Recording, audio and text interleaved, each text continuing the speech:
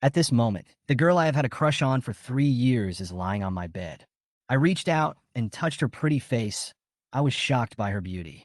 But this time, I no longer had any excitement. I was reborn and returned to the day when I was framed. I knew that this was not Jiang Lin's will. She was drugged and could hardly resist. The person behind this was just trying to frame me. If I were discovered, I would face unbearable consequences, possibly even jail time. Just as I was about to leave in a hurry, a luxurious Mercedes-Benz stopped at the hotel entrance, and Rose's father, Jiang, rushed into the lobby angrily. Was he going to be discovered? Hi everyone, thanks for watching. Don't forget to subscribe to the channel. And if you like this story, please let me know in the comment section. I will update the next part. I stared at the mirror. My heart almost stopped beating.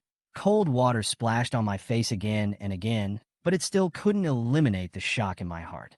After washing several times, the water drops slid down my face, and I became more sober, but I still couldn't believe it. Hu Tao, was reborn. This is not 2022, this is 2004, the year I finished the college entrance examination. The sound of the faucet drowned out my inner sigh. I whispered to myself, but my voice was swallowed by the sound of water. My eyes involuntarily swept to the girl on the bed, Rose. She was the goddess I had secretly loved for 3 years, but tonight she was lying on my bed, her face slightly red, and she was so beautiful that I couldn't deny her beauty. But at this moment, I no longer had the enthusiasm and love I had in my eyes. I thought it was my bold confession that moved her and made her stay in the same room with me tonight. But looking back, it was all just my wishful thinking. What happened tonight was not her own will. She was drugged and could not resist. Her obedience and quietness concealed her inability to struggle. I couldn't stay here any longer. If I left, all the responsibilities would fall on me. I carried Rose on my back and left the hotel quickly without checking out. After walking a few steps, a taxi was already waiting at the door. At this moment, a luxury Mercedes-Benz stopped at the entrance of the hotel, and Rose's father, Jiang, rushed into the lobby angrily. "Jack, are you there?" The girl at the front desk was so frightened that she was speechless and could only point upstairs, number 301. Jiang didn't wait for the elevator and rushed upstairs. The door of the room was kicked open, and no one was there.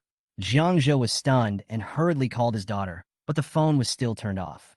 He took a deep breath, forced himself to calm down, and called Rose as homeroom teacher. "Teacher Shu, I'm Rose's father. Please help me find the contact information of Jack as parents." At the same time, Bai Xingxue received a call from Jiang, and he was stunned for a moment. As a lawyer, he knew the seriousness of the matter. If it was true, Jack's life would be ruined. He pretended to be calm, left home in a hurry, and told his wife that he had a case to deal with. Jiang then contacted the police. Surveillance footage showed Jack carrying Rose on his back into a taxi, and his whereabouts were unknown. Because the surveillance camera is too far away and the license plate cannot be seen clearly, I have contacted the traffic police to assist in the investigation. I believe there will be results soon. Bai Xingxue also knew that the matter had become a big deal, and his mind was racing, thinking about how to bring the situation under control. The most effective way is to find him before I do anything stupid. Maybe I can get a lighter punishment. But now there is no news.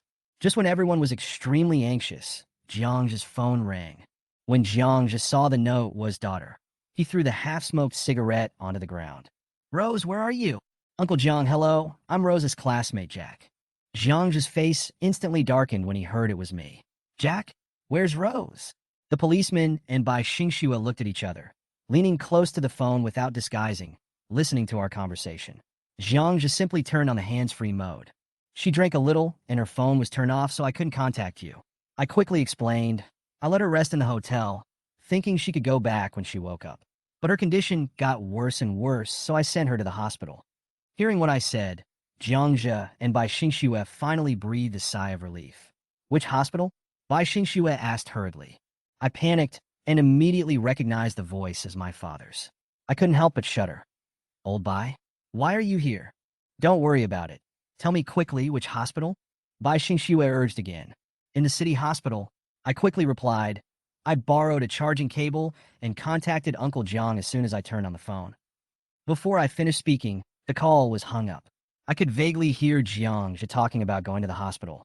I touched the 2004 Nokia and sighed that it was the treasure I had always dreamed of. I was having fun when I suddenly saw Rose staring at me with wide eyes. I was startled. You're awake. I put the phone down awkwardly and explained. I just called your dad. He should be here soon. Rose just blinked lightly and said nothing. Although she was fuzzy just now, she could still feel what was happening.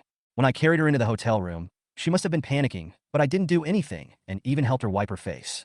She seemed to have some complicated emotions and whispered, "Thank you." I shrugged and said, "It's okay. Since you're awake, I'll leave first." She looked at my back, feeling a little disappointed. In the past, she would accompany me to the hospital when I was sick, but now, she just felt that I was perfunctory to her.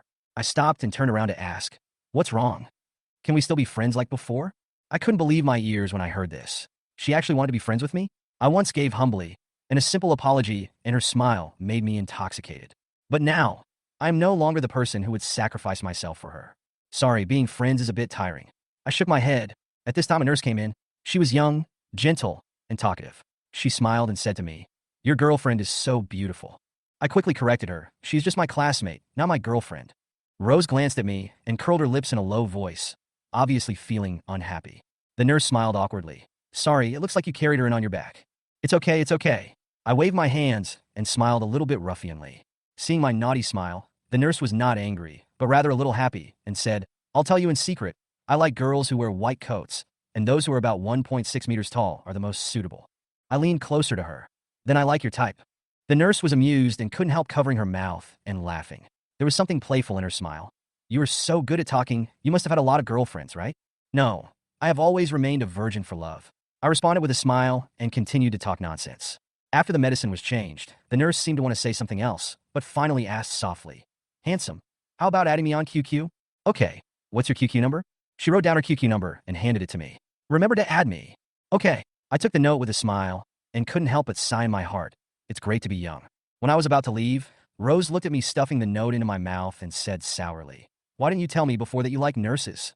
I smiled indifferently. "There are many things you don't know. Take care of it. Bye." I was about to leave. Thinking back to that night, I suddenly realized that I was detained for a long time because of this incident, and I was unable to go to college, which became a regret of my life. But all of this is in the past. Now, I finally have the opportunity to start over. I whispered quietly, "Forget it. Never see you again." Rose heard this inadvertently, and her eyes turned slightly red. She must not understand why I became so cold. At this time, I was also standing at the hospital entrance, waiting for Jiangxia and Bai Xingxue to arrive. Looking at the flashing lights of the police car, my heartbeat accelerated. Fortunately, I ran fast enough, otherwise I would have to go in. "Jack!" Bai Xingxue walked directly to me after getting off the car, his brows furrowed and his expression serious. "What's going on?"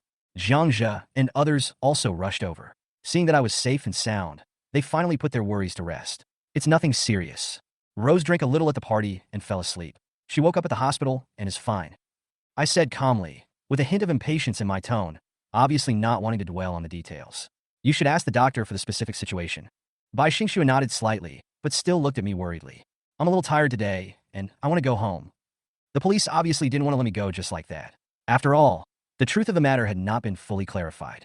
They were supposed to follow the procedure and make a record, but at this moment, Jiangxia waved his hand to stop them.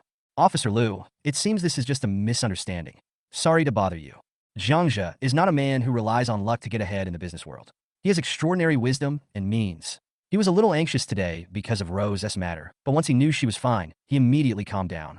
Rose mentioned my name more than once and always gave me good comments. He knew that I was not the kind of person who would do anything extreme, and out of politeness, he also wanted to avoid making things more complicated. What's more, what happened today was undoubtedly his mistake. "Jack, thank you." Jiang's tone was somewhat sincere, and he added apologetically, "Lawyer Bai, I was wrong about what happened today. I will come to apologize to you another day." Bai Xingxue waved his hand and said with a smile, "No need to apologize, go see the kids." He patted my shoulder, his words revealing a father's tolerance. "Let's go home." Jiangxia was thinking about Rose, so he didn't say anything more and just turned around to go to the ward. However, I called him at this moment. "Uncle Jiang." He stopped and looked back at me, his eyes somewhat puzzled. There's something else?" I smiled and scratched my head, my tone relaxed. "I've already paid the medical bills 312 yuan, the hotel fee is 128, and the taxi fee is 6 yuan. The total is 446. Just give me 450 as a decimal." I stretched out my hand as a matter of course, and suddenly felt a long-lost sense of tension. 450 yuan. This was my pocket money for most of half a year in 2004. Jiangxia was stunned. His eyes couldn't help but tremble, and the corners of his mouth twitched unconsciously. Bai Xingxue was speechless, coughed awkwardly twice, patted the back of my head, and said in a somewhat unhappy tone, "Aren't you ashamed?" Let's go. Zhangzhe also came back to his senses and smiled awkwardly. I was careless. As he spoke, he pulled out a thick stack of bills from his wallet and stuffed it into my hand. Jack. I counted out 450 and gave him the rest. Goodbye, Uncle Jiang. Tell Rose how I am. I held by Xingxue's shoulders and turned away. Lao Bai, I know Mom doesn't give you pocket money. Tell me what kind of cigarettes you want to smoke, and I'll buy them for you. Bai Xingxue looked helpless and muttered in a low voice. Zhang just stood there, watching us leave, and only came back to his senses when the car disappeared around the corner. Mr. Jiang, this is Rose's test report. You should take a look. The doctor's examination report made me alert. Zhang took the test report. His face instantly became solemn, and his brows were deeply locked. Check where Rose went today, who she contacted, and the phone number that sent the message. After Zhang finished his instructions, he took a deep breath, suppressed his anger and anxiety, walked into the ward, and his expression returned to calm. Rose, are you still not feeling well? Rose saw Zhang coming in, and a hint of joy flashed in her eyes, but then she couldn't help but glance at the door and finally couldn't help asking, "Where's Jack?" He went back. What happened tonight? At this moment, I was sitting in the car. The street scene outside the window was quickly receding, but my heart was full of complicated thoughts. I have dreamed of being 18 years old countless times, but when I really returned here, I found that this familiar place was so strange. My family is not rich, but at least we can say that we are well off.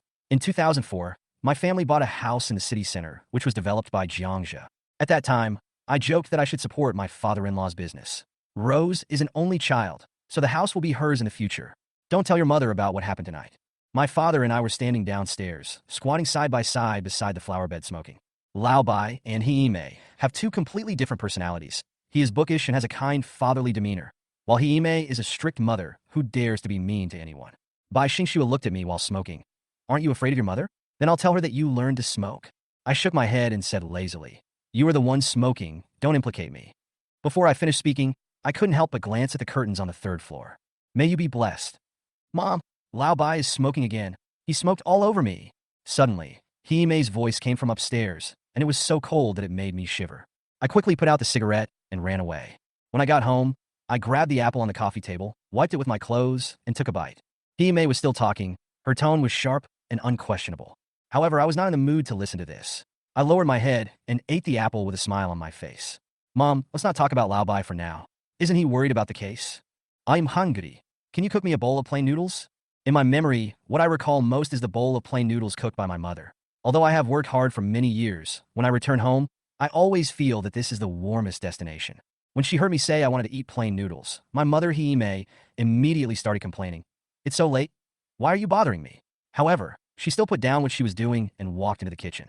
Eat slowly, don't choke. Her voice showed concern. Didn't you go to the party? Why do you look like a starving ghost? Hiime couldn't help teasing me as she saw me eating so fast. While eating and drinking the soup, I answered vaguely, I've eaten a lot of food outside, but in the end I still think yours is the best.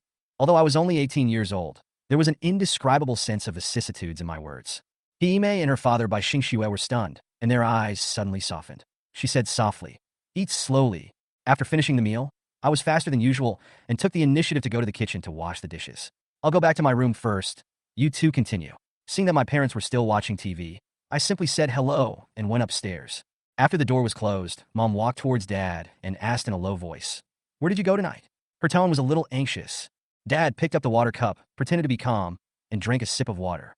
Keep making up stories and watch me tell you how I'll lie. But his eyes betrayed the lie.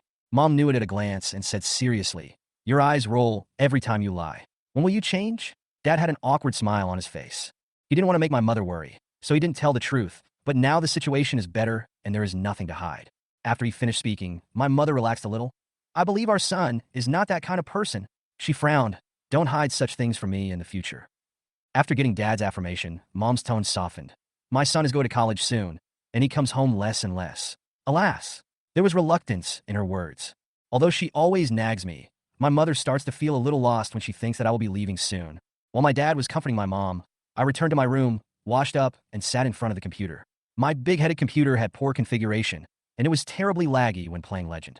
After playing for a while, I lost interest in OpenQQ. As soon as I logged in, I was bombarded with messages. During the 3 years of high school, I became a popular figure in the school thanks to my good family and good looks. Today, the college entrance examination just ended and everyone said goodbye in the group, and the atmosphere was sad. At the graduation party, everyone drank a little and the atmosphere became heated, so I even mustered up the courage to confess my feelings. The result is not important. What is important is that this period of youth can come to an end. After I closed all the messages, I opened the class group. Everyone in the group was chatting enthusiastically. Many people went to the internet cafe to relax, and the number of people online in the group was off the charts. In addition to saying goodbye, some people in the group were also discussing Jiang Luohan and I. When they saw my profile picture light up, someone immediately added me. "Jack, did you see me helping the school beauty leave?" The group fell silent instantly, everyone waiting for my response. I was not in a hurry, and replied with a vague, "Can't elaborate," and a wicked smile. The group quickly exploded with people making comments. "Brother, please elaborate." I smiled and replied with a few words, "Let's talk next time." At this time, the atmosphere in the group instantly became interesting, and everyone began to speculate. But soon, Jiang Luohan logged into QQ and began to refute the rumors. She said, "I told you. How could Rose like him?" Then, with a hint of relief, she sent another message. "Jack, come out." I was a bit bored, so I left the group. Unexpectedly, Jiang Luohan sent me another private message with a stern tone. "Why did you say that?" I pretended to be confused. "What did I say?" Jiang Luohan was stunned for a moment and didn't seem to understand, but quickly replied, "Forget it. Thank you for your company tonight." After she sent the message, I should have replied immediately as usual, but this time I didn't. A few minutes passed, and she still didn't wait for my reply. "Where are they?" She sent me a message again. I had set myself to invisible mode, and there was a group chat going on at that time. Everyone started discussing whether to go camping, but I had no interest in that. I wasn't familiar with most of the people in the group, so there was no point in going out. Suddenly, my cell phone rang. It was my mom calling. "Who is this?" I answered the phone while yawning. My mother was a little anxious on the other end of the phone. "It's already this late, and you're still sleeping. I left some money on the table for you. Go and have something to eat." I glanced at the 100 yuan on the table and sighed in my heart that my parents had never treated me unfairly. Not long after I hung up the phone, there was a knock on the door. "Who is it?" I opened the door with a toothbrush in my mouth and foam on my face, and saw Jiang Luohan standing at the door. She was wearing a white dress, standing there in a coquettish manner, looking at me nervously. Next to her stood Lu Chong and Fiona. While brushing my teeth, I asked, "Are Uncle and Aunt here?" My voice sounded a little muffled. "Jack, why are you just brushing your teeth at this late hour?" Jiang Luohan looked at me helplessly. Lu Chong stood awkwardly by the side. Fiona smiled and said, "We are planning to go see Teacher Shu. We will call you to come with us if we pass by." I pondered for a moment and nodded. "Wait for me." I looked at Lu Chong's provocative eyes and sneered in my heart. If it were any other time, I would probably find an excuse to get away with it, but today was different. My goal was clear: to make money and enjoy college life, not to waste time on these things. "Jack, what did you want to do by spreading rumors in the group last night?" Lu Chong's voice brought me back to my senses.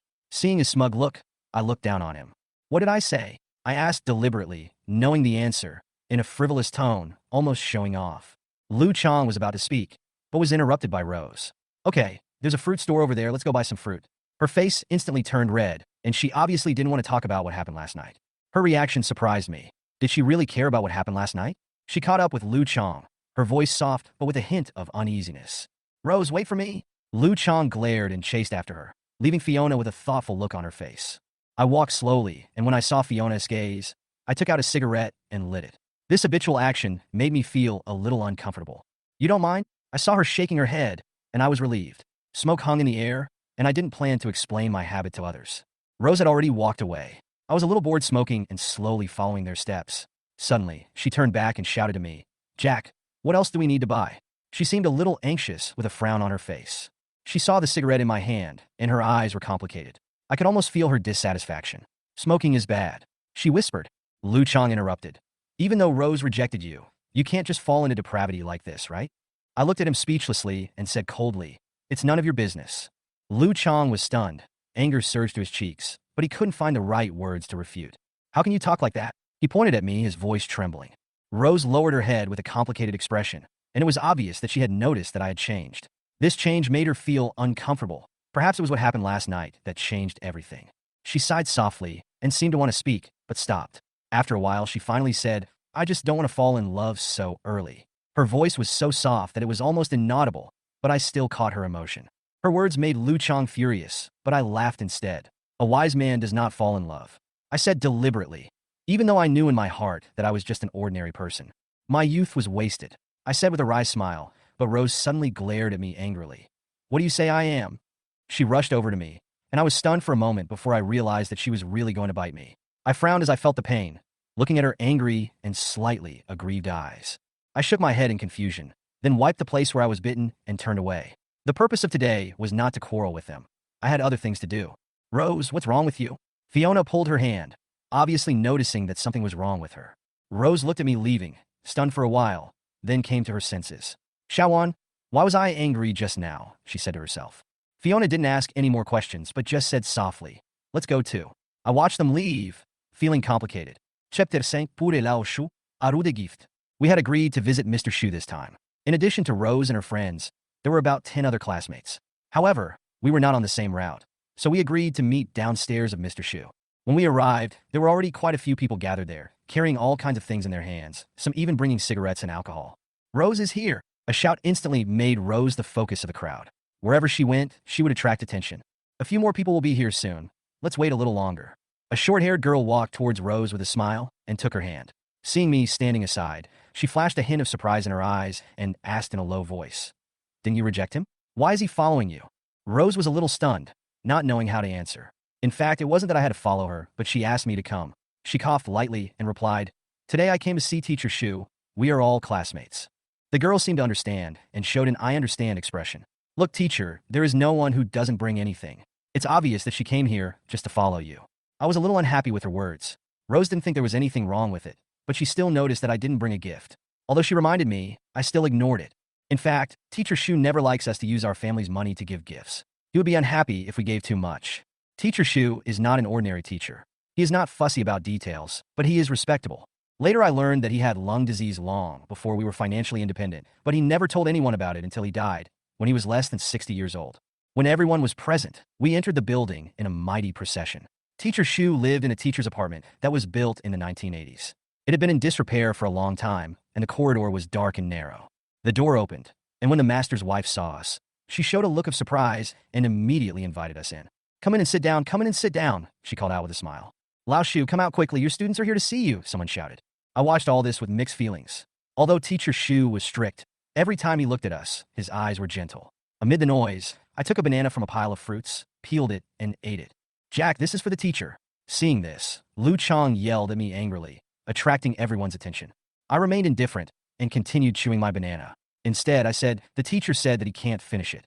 As students, we should share it with him."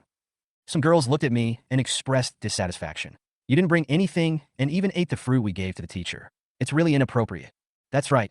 No wonder Rose doesn't like you." Someone sneered. "How could you do this?" A short-haired girl named Han Xiao came over and pointed at me. "I've never seen anyone as shameless as you." Just as everyone was accusing me, Lao Shu coughed twice, and the room suddenly became quiet. The master's wife came over with some displeasure and asked me to apologize quickly. "Jack, don't embarrass everyone." I saw their expressions and knew I was going too far. So I quickly said, "Teacher Shu, smoking is harmful to your health, so you should stop smoking." Seeing his surprised expression, I suddenly laughed at myself. I didn't expect that I could be so straightforward. Then, I couldn't help but bring up another topic. "I've arranged an appointment for you to see Dr. Ho Ming at the provincial hospital. He will be coming to the city to see patients tomorrow. Why don't you go and see him?" The master's wife was stunned and shocked. When she heard what I said, she was so excited that she almost cried. "Are you talking about Dr. Ho Ming from the respiratory department of the provincial hospital?" Her voice trembled a little, and she obviously couldn't believe it.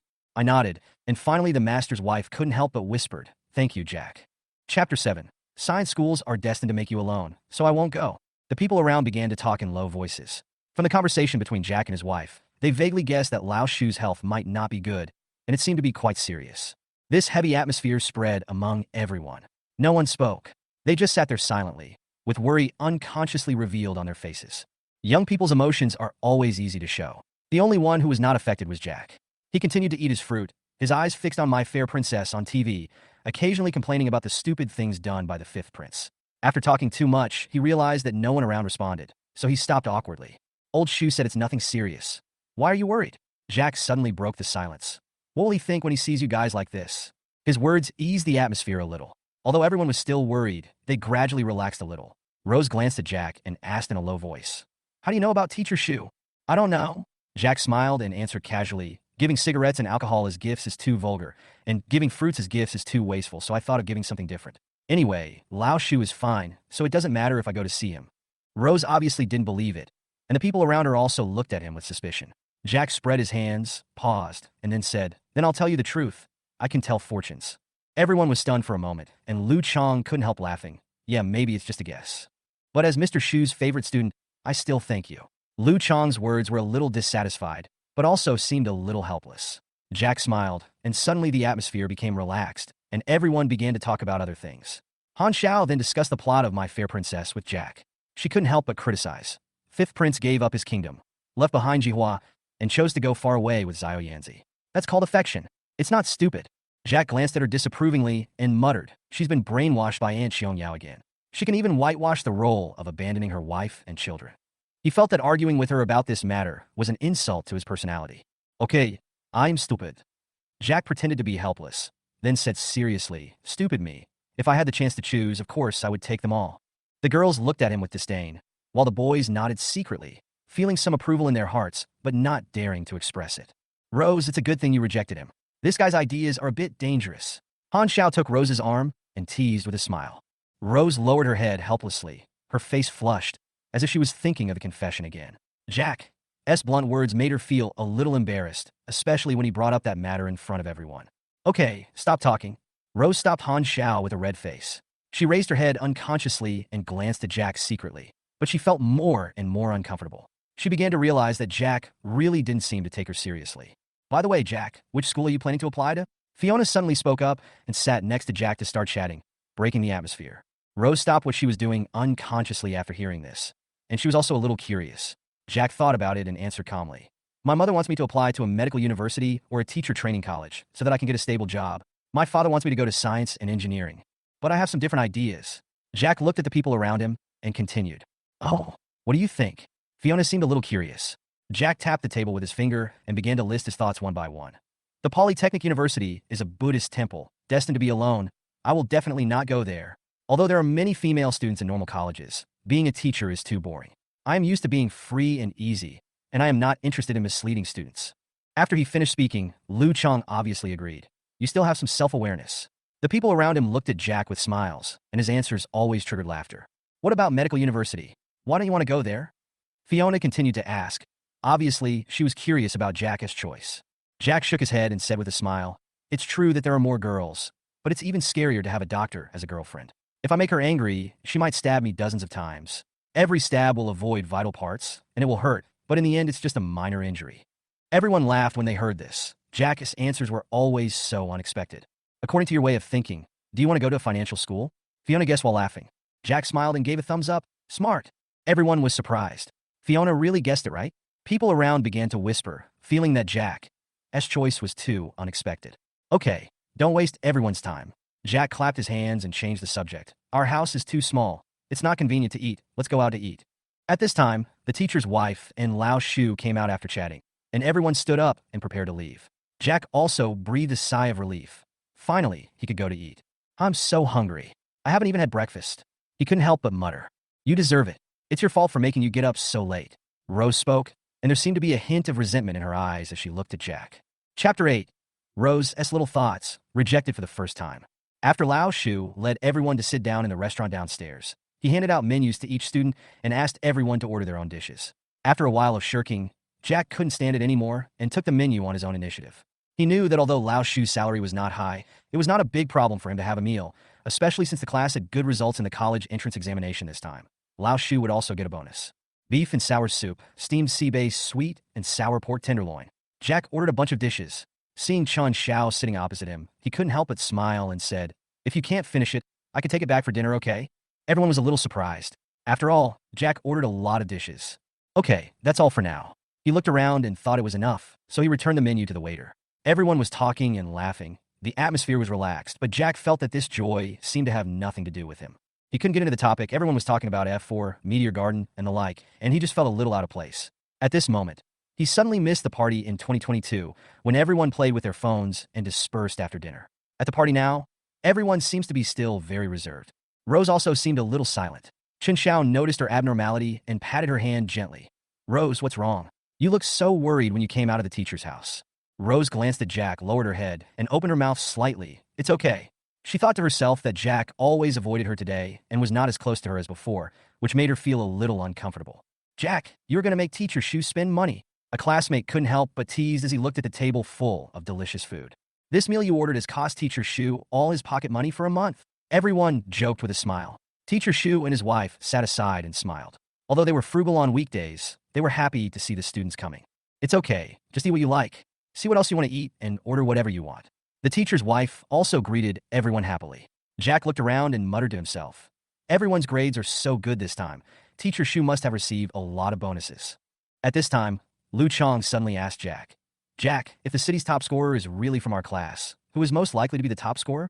Jack looked at Lu Chong and smiled. Don't worry, it's definitely not you. Everyone laughed. Lu Chong asked with a hint of dissatisfaction. Then who could it be? Jack answered slowly, Fiona. Me? Fiona was a little surprised. She was drinking millet porridge and seemed a little surprised to hear Jack talking about her. Yes, Jack said with a smile. If I am really the city's top scorer, the bonus will be quite a lot. Please treat me to a meal. No one was surprised by this answer. Fiona also agreed with a smile. Okay, if I am really the top scorer, I will treat you to a meal. This answer stunned the students around, especially Jack, who didn't expect Fiona to agree so readily. That's a deal then. You decide what to eat. Jack smiled with a hint of pride on his face. Chun Xiao whispered to Rose, Rose, Jack couldn't pursue you, so he went after Fiona? Rose heard this. She suddenly felt a sense of loss. She was already unhappy, and after hearing Chun Xiao's words, she became even more upset.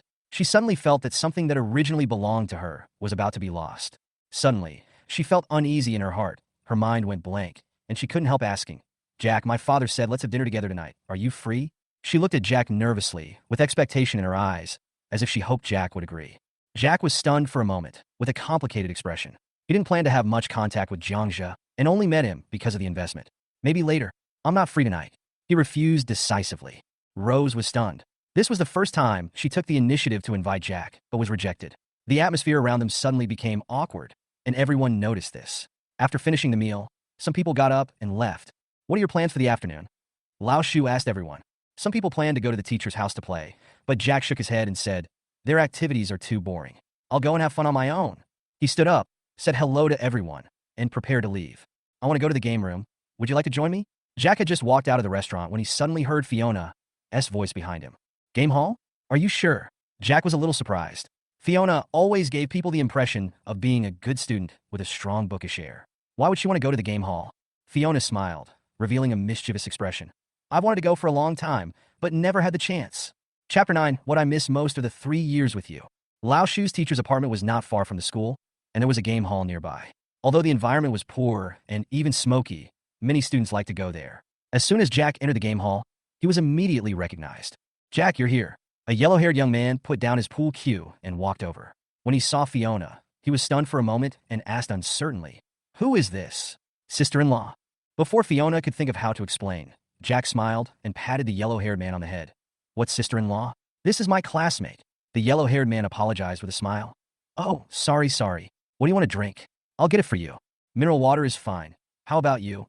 Jack asked Fiona. Same, thank you. Fiona responded politely. When Huang Mao went to get some water, Fiona whispered to Jack. Are you familiar with him? We have known each other since we were young. Something happened to his father, and my husband helped him with a lawsuit. After he won the case, he received a lot of compensation. Jack explained simply.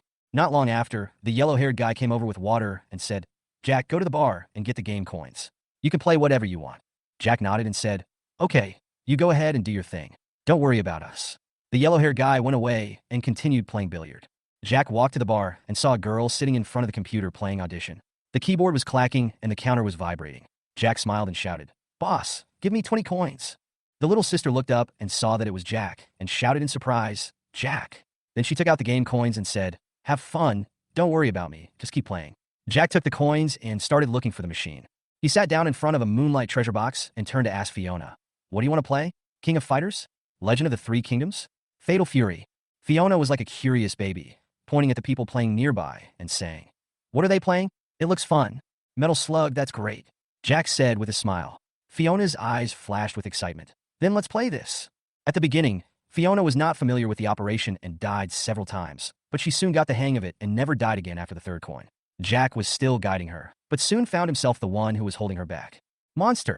After another failure, Jack put down the joystick and prepared to smoke a cigarette to calm down. But he searched for a long time, but couldn't find a lighter. When he was about to ask Huang Mao to borrow one, Fiona's voice came softly. You left it on the table during dinner. She lit Jack a cigarette, and Jack felt a long-lost warmth, and his heart was moved.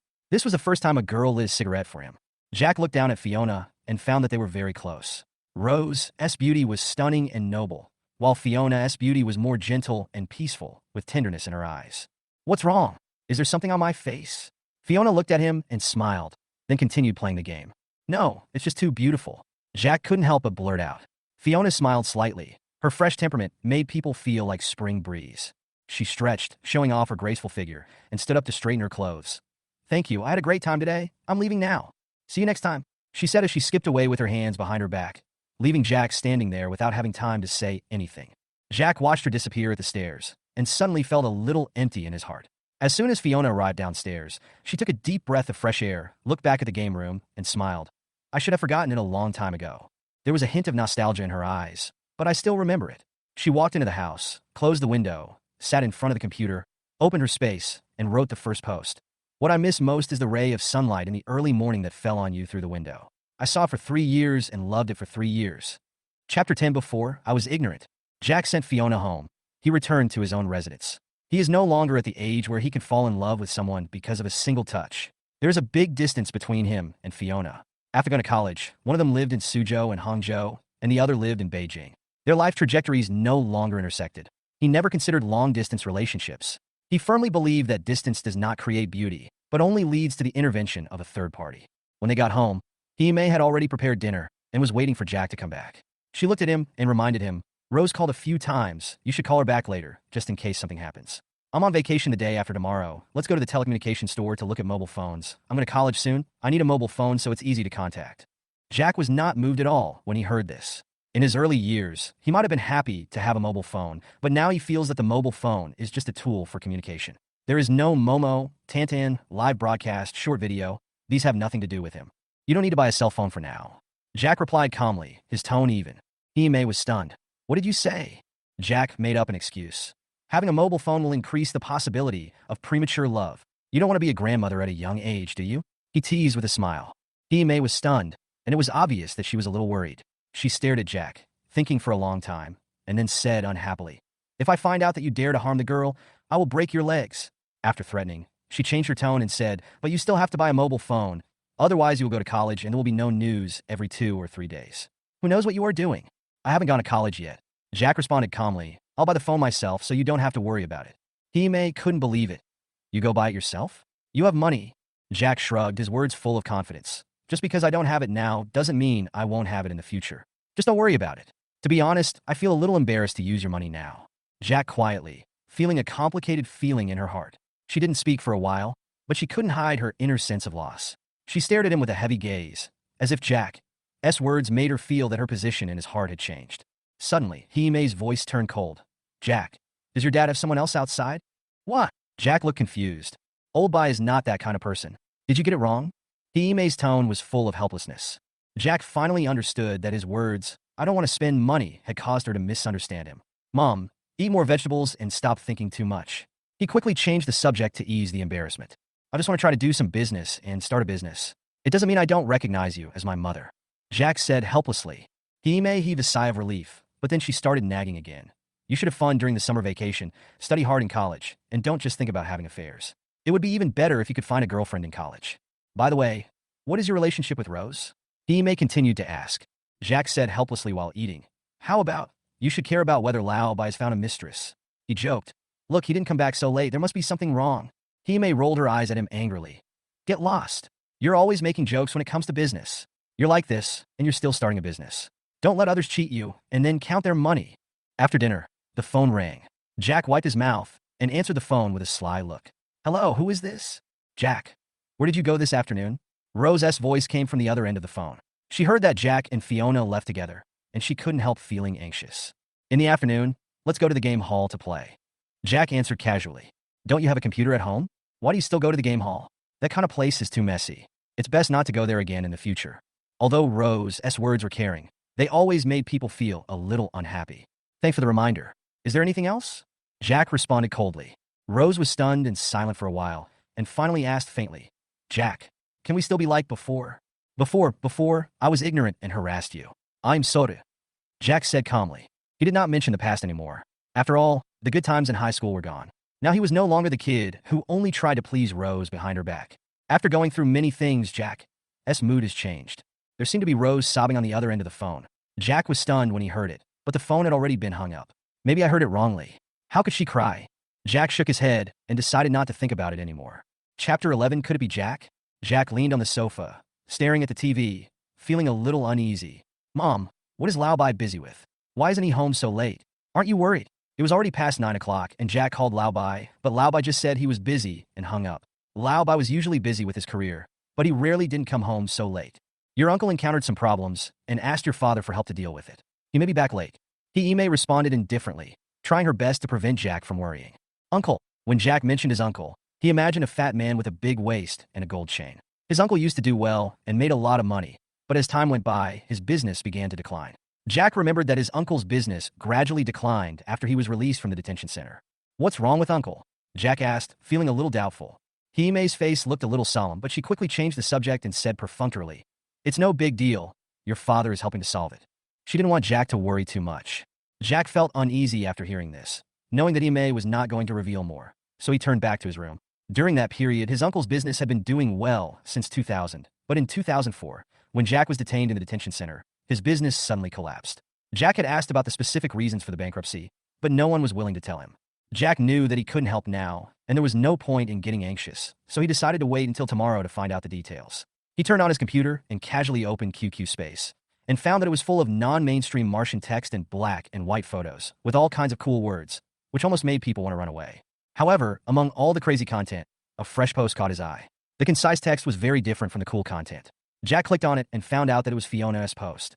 As expected of a top student, even a post is so artistic. There were many comments below, and some people asked her if she had someone she liked, but Fiona didn't reply. Jack saw his name appear in the comments, and he was a little curious. Could it be Jack? He mischievously copied the sentence and threw it over, thinking that maybe no one would respond. He immediately turned to the class group, and Lu Chong was organizing everyone to go camping.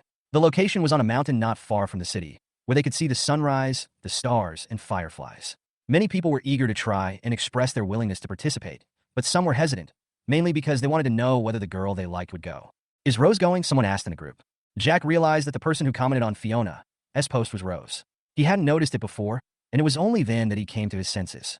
Rose was online and suddenly sent Jack a private message. Camping? Are you going? Jack saw the message. He was stunned.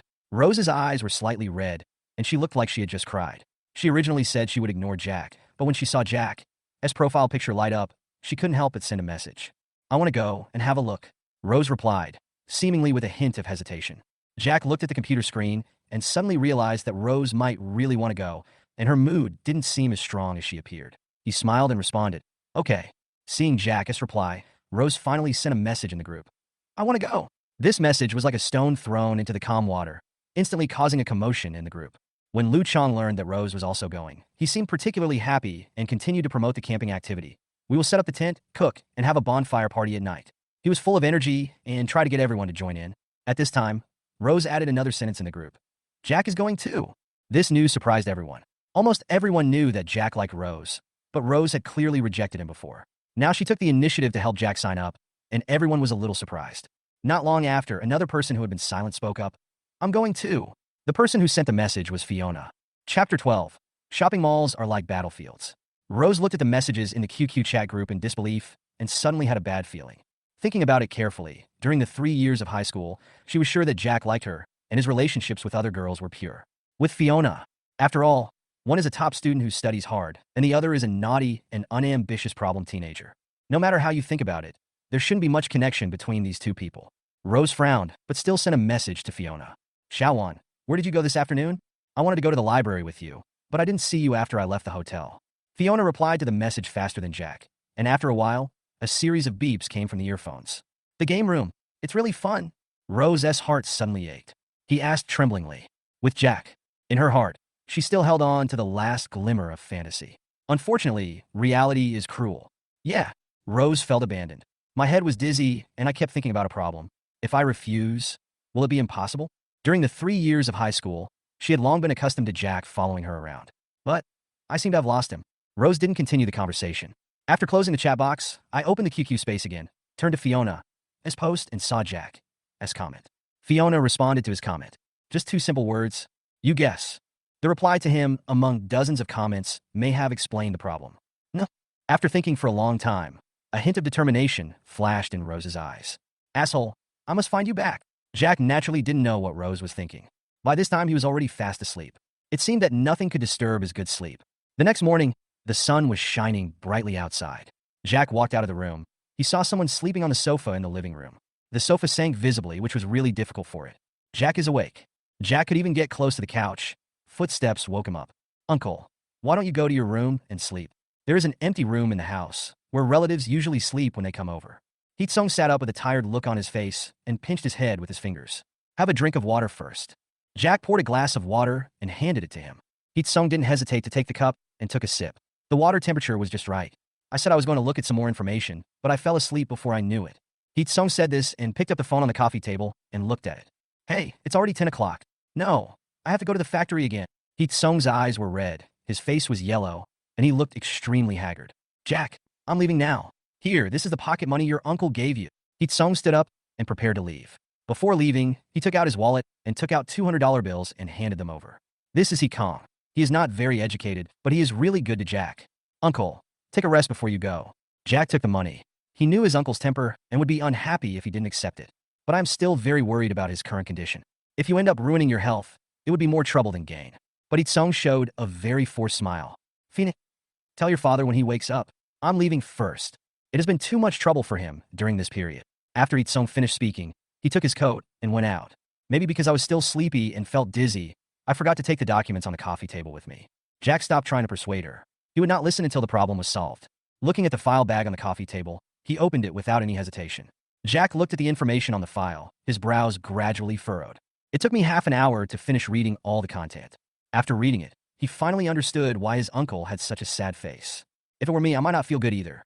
Being betrayed by the person you trust the most is a trauma that cannot be measured by money. Jack walked to the windowsill and lit a cigarette. He only smoked half of it and gave the other half to the wind. Judging from the information on the document, my uncle has really reached his dead end. Now the capital chain is broken, and there is only 1 week left before salary payment. In addition to the employees' wages, there are also the balance payments to the material suppliers and the bank loans to pay. If the whole of more than 1 million yuan is not handled properly, this garment factory where he has poured all his efforts will be completely ruined. However, there is still hope. We still have a backlog of more than 60,000 pieces of ready-made garments. If we can get the orders, the problem will be solved. But it's not so easy to get an order of 60,000. What's more, it was because of these 60,000 pieces of inventory that he was in his current predicament. 60,000 pieces. If the cost is kept at 20 yuan, that's still more than 1 million yuan. Have you read the information? Tell me what you think.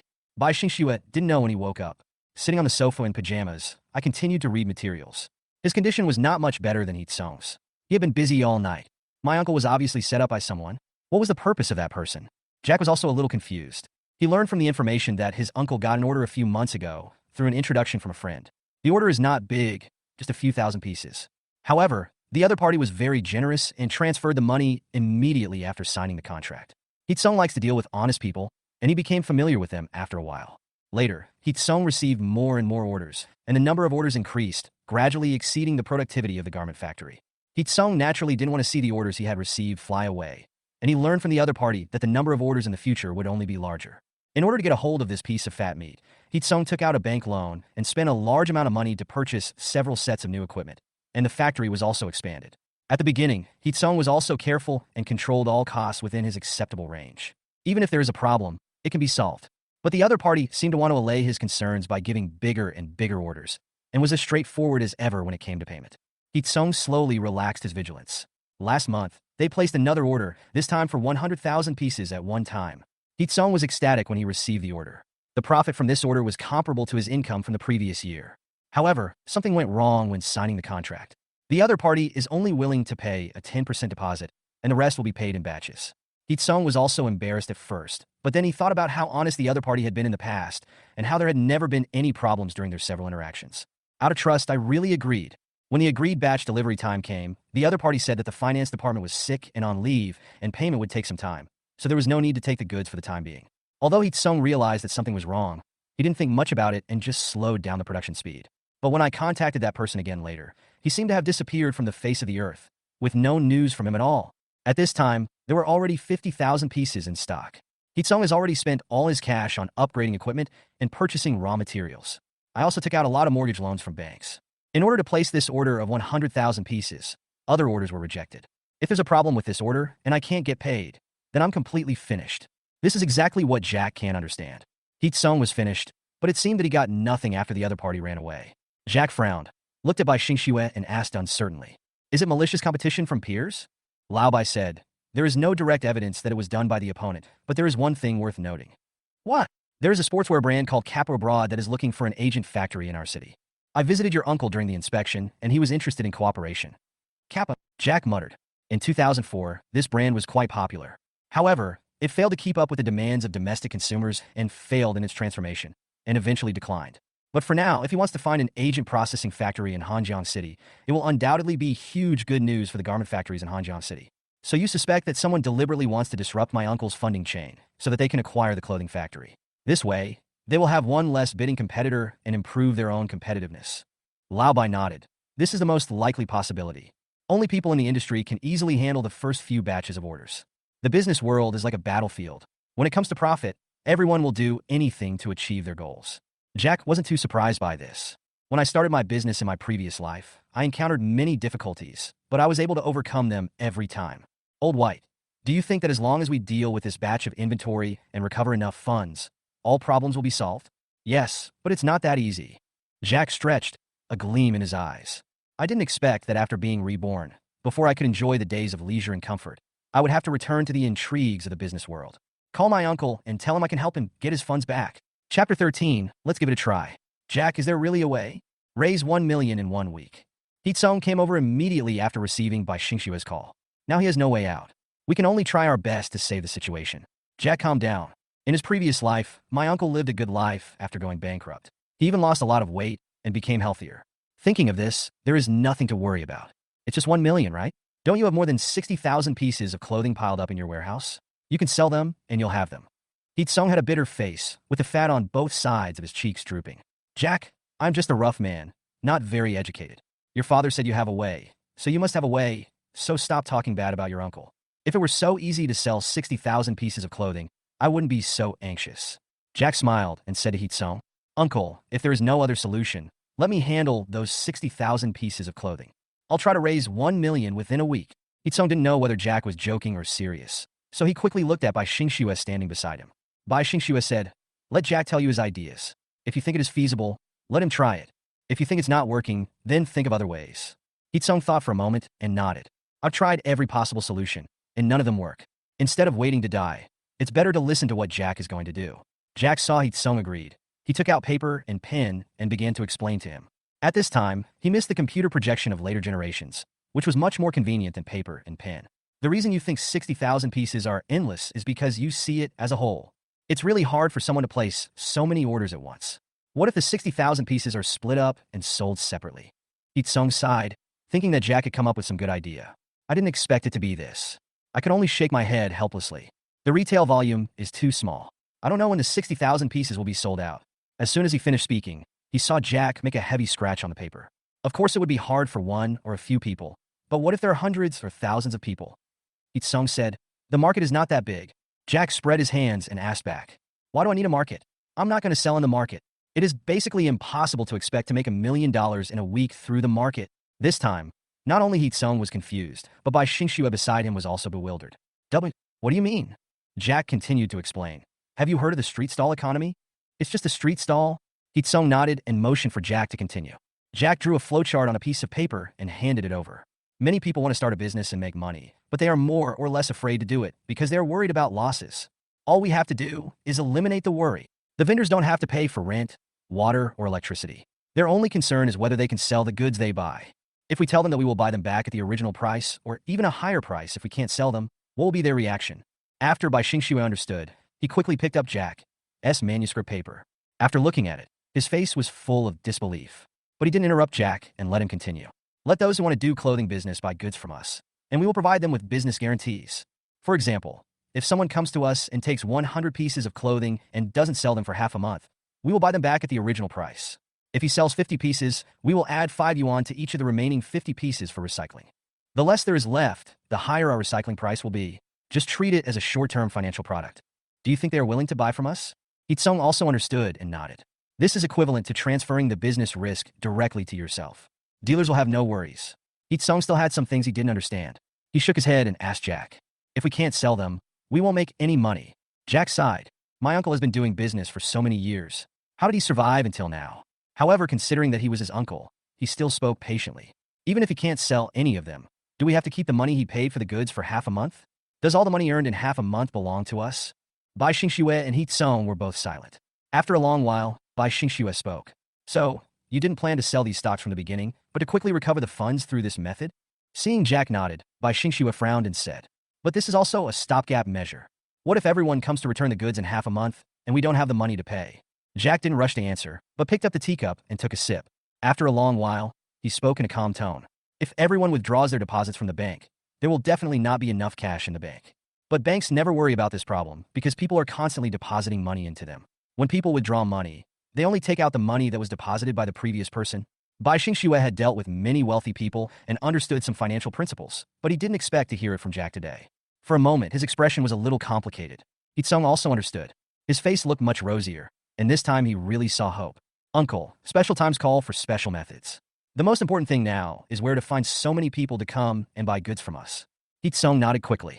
Now he kind of admires his nephew. For those who can think of using banking thinking to make money, their future achievements will definitely be limitless. Jack said again, what I'm thinking of now is that we can give priority to promoting it among factory workers and college students. Workers come from less well-off families and want to make more money, while college students have more time, ideals, and ambitions, and are more motivated. These two groups of people have one thing in common, which is that they are worried about losing money. If we solve their worries, their enthusiasm will definitely be very high. Besides, at this point, Jack was silent for a moment. If there are not enough people, you can consider recruiting more people. For every person we introduce, we will give you a certain commission. You should all be familiar with intermediary services. He Tsong read the manuscript written by Jack over and over for a long time, and after a while he slowly stood up. Jack, I think we can give it a try. You decide how to proceed. As long as you can get through this difficult time, I will definitely give you a big gift. Having said that, He Tsong was silent for a moment and then continued. It's okay even if you fail, just consider it as training for you. Uncle is counting on you. Jack didn't know why, but he felt a little moved when he saw his uncle's serious expression. The possibility of failure is not high. Even if I fail this time, there will be plenty of opportunities to make money in the future. He Tsong nodded. Chapter 14, Rose's Decision. He Tsong took the plan given by Jack and left to arrange some handover matters. Only Lao Bai and Xiao Bai were left in the room. The two looked at each other in silence. It was Old White who broke the silence first. A cigarette? At first, I felt uncomfortable about Jack smoking, but then I thought about it and felt that I had no right to say anything about him. After all, it's my own baby. Yours is too hard to draw, just draw mine. Jack looked at Lao Bai's Yushi with disdain and took out his own Hitiangxia. Lao Bai's eyebrows twitched and he wanted to speak several times, but finally held it back. Jack was afraid that he would ask questions, so he started to explain, I didn't steal or rob. I bought all of them with the pocket money you gave me. Also, what I just told my uncle are things I read in books and on TV. Jack finished speaking. He heard Old White let out a long sigh. After a long while he spoke. I heard from your mother that you want to start a business? Yeah, I can't keep using your money, can I? Old White nodded. He is not like Iime, who is always worried and has wild thoughts. It's a good thing for children to have their own ideas. He was a little worried when he heard Iime talk about this. I was worried that he would encounter setbacks when starting his business and never recover. Now it seems that I was worrying too much. If you want to, then do it. I can't give you anything else, so I'll just give you 2 words. Come on. After Lao Bai finished speaking, he patted his butt and stood up to leave. Jack was dumbfounded. This plot is wrong. Is that all? Shouldn't you give some material support? But the only response he got was Lao Bai's yawn. As the door closed, Jack suppressed the dissatisfaction on his face. He didn't expect much sponsorship from Lao Bai. After all, Hiame was the one who managed the finances at home. It was too difficult to get any liquid out of her mouth. But it's definitely time to plan carefully. In 2004, although there was gold everywhere, there were also crises everywhere. Just like my uncle's garment factory, there are too many open and secret struggles. Those who were able to make a fortune during this period all had strong means or powerful backgrounds. As for me, I had nothing and didn't even have the capital to sell fish. But Jack also knew that now was not the time to sigh. The most urgent task was to get rid of these 60,000 pieces of clothing. Where can we get people from? Jack suddenly thought of the high school class group. After the college entrance examination, this group of people have the time and energy they need. The most important thing is that they have not experienced the beatings of society, so they must be allowed to experience the sinisterness of human nature. Yes, I'm talking about Lu Chong. Jack did what he said and quickly ran back to the room to log into QQ. After being lively for a while, the group has now returned to calm. The last message was a few hours ago. Jack asked in the group while typing, anyone want to make some money during the summer vacation? Someone responded quickly. Do you have any good summer jobs to recommend? Wouldn't it be working in a factory or serving dishes? It's tiring, but as long as the salary is good, I can consider it. Yeah, tell me about it. If it's good, we can do it together. The 3-month summer vacation is too long, and many people have nothing to do and want to find something to do. It would be even better if I could earn enough to pay for college tuition. Seeing the group becoming more and more lively, Jack continued. You are prospective college students. Can't you have some ambition? Is working as a waiter in a factory something you should consider? At this time, Lu Chang showed up. He would not miss any opportunity to ridicule Jack. There is no high or low profession. Only by experiencing the hardships of labor can we study harder. Lu Chang's words aroused cheers in the group. Even Jack gave him a thumbs up. Excuse me, squad leader, which hotel did you work in? I'll stop by later. At this time, Lu Chang began to show his sense of superiority. I took a tutoring job for $20 an hour, 4 hours a week. If you have any ideas, you can come to me and I will keep an eye out for you. By the way, those who don't do well in their studies shouldn't come and join in the fun. You can't even understand it yourself, so don't mislead others. Lu Chang's words were obviously directed at Jack. Jack's high school is the best high school in the city, and their class is the best of the best. Jack's grades can only barely make it to the first-tier line, and he is indeed at the bottom of the class. 80. Is that a lot? Jack could already imagine Lu Chang's smug look in front of the computer. This made me even more determined to drag him over and make him work illegally for me. After giving a casual reply, he continued. I'm planning to set up a stall at the night market to sell clothes. Is there anyone who wants to come with me? Just take the clothes from me. The cost is 31 pieces. If you don't sell them in half a month or don't want to sell them anymore, you can return them to me at the original price. Jack posted it. Many people in the group were interested, but most of them were on the sidelines. After all, there are 31 pieces, and 10 pieces would be 300. If you want to set up a stall, you need to start with at least dozens of items. That is totally something that a group of high school students who have just finished the college entrance examination can bear. Of course, there were a few people who asked this question. If I don't sell it or don't want to sell it anymore, can I really return it? Certainly. Is there a minimum requirement for taking the goods at one time? I did get some when I was working in the garment factory, but since we are all classmates, I don't set any requirements for everyone. You can take as much as you want according to your ability. If you want to make more money, just work harder. Jack fooled around in the group for a while. Someone actually agreed. Compared to working during the summer vacation, setting up your own stall is undoubtedly a better choice. What's more, there is no risk. Jack breathed a sigh of relief. It's been a long time since I fooled anyone. It seems that I'm still as good as ever. It's a good thing that someone agreed. As long as people in the group see that these people are making real money, they will follow suit and join in. Jack decided that even if the people who agreed to do so were stupid idiots, he would let them make money. Just when Jack was chatting privately with those people to determine the location and plan for the stall, Rose suddenly sent a message. Where are you going to set up your stall? I'll come over and join you. Jack thought he had seen it wrong, so he looked through the chat history and confirmed again and again that it was Rose before replying. Why are you joining in the fun? You are not short of money. Even if you want to practice, you can go to your father's company for rotation. Such a big family business is waiting for you to take over. Zhang has only one daughter, Rose, and now all the family property will belong to her. So Jack couldn't understand why she should get involved. Rose didn't explain either. Don't you care? Where are you now? I came to discuss with you what to do. Jack thought about it and decided that no matter what Rose's purpose was, it was definitely a good thing for her to get involved. I'll trick this girl a bit at that time, in case she gets too excited and asks her dad to help her register a clothing brand. Then all problems are solved. I'm at home, come over. Chapter 15, let's talk about it in the next life. Rose obviously put a lot of thought into her dress up today. She was wearing an off-white French-style dress with a waist that went below her knees, revealing her fair and straight calves. There is also a bow tied with a black ribbon at the collar of the shirt. The smooth long hair was simply tied into a low ponytail, falling naturally on the back. If you get close, you can smell a faint fragrance. That is to say, starting from today, within the next 7 days, we have to recover 1 million in funds, right? Rose was very excited after knowing Jack's goal. After getting Jack's affirmative answer, she held her round chin with one hand and thought about it. After a moment, he spoke. 1 million in 7 days. That means I have to make about 150,000 a day. Jack, what are you going to do? If we just rely on our classmates, that won't work. After all, we are all just students. Jack spread his hands. There is no other way, except to contact the agents to promote and recruit people. I have an idea, but I don't know if it's feasible. Rose said tentatively. Go ahead. Rose said to Jack with a sparkle in her eyes. Let me use the computer. Jack kicked his feet, and the chair moved to the side, making room for him. Rose operated the computer very smoothly. She logged into her QQ skillfully, opened her QQ space, and typed quickly with her little hands. The title is eye-catching. Help everyone with a dream to achieve financial freedom. After briefly introducing the business, he left his phone number at the end. For more details, please contact 13 asterisk asterisk asterisk asterisk. After editing, just click the confirm button. At this time, Jack probably understood Rose's thoughts. I couldn't help but slap my forehead. He must have been confused when he traveled through time. It's new media publicity.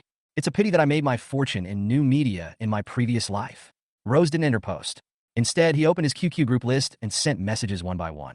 Friends, you can check out the first post on my space. If you help forward it, you can get 1 Q coin reward from me. After doing all this, Rose stretched and turned to look at Jack. I just didn't notice when Jack came closer. This turn almost led to a close contact. Ah! After exclaiming, Rose's pretty face quickly turned red. The already beautiful cheeks became even more charming. Jack also noticed something was wrong and kept some distance. But to be honest, Rose is really pretty. Rose pretended to be calm, adjusted her breathing, and asked Jack, "Do you think this is feasible?" Jack gave a thumbs up, sure. At this time, Jack also accidentally saw Rose's QQ interface.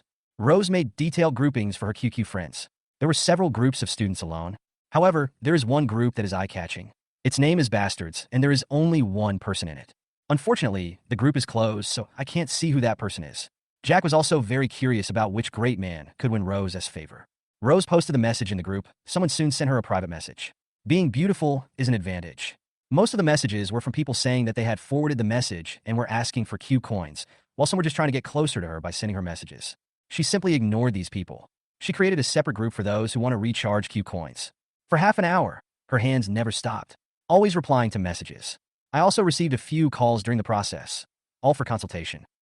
After finally getting a short break, she rubbed her wrists and looked at Jack with a pout. "I want some water." "Arrange." Jack's face was almost broken from laughing. Forget drinking water. Even if Rose wanted the stars in the sky, he would have to find a way to pick them down. "You should take a rest." After all, one person's power is limited, so I asked a few classmates to help me do this. "Don't use your QQ to push messages anymore." Rose took the cup of water, took a sip, and then shook her head. "I think it's quite interesting." There was even a hint of admiration in the way Rose looked at Jack. This way of making money has only been seen in financial cases, but I didn't expect Jack to actually do it. Although it is just the beginning and the outcome is unknown, but judging from her perspective, the results will definitely not be too bad. "Jack, how did you come up with this approach?" Jack would not say that it was a conclusion drawn from the experience of later generations. He could only say it casually.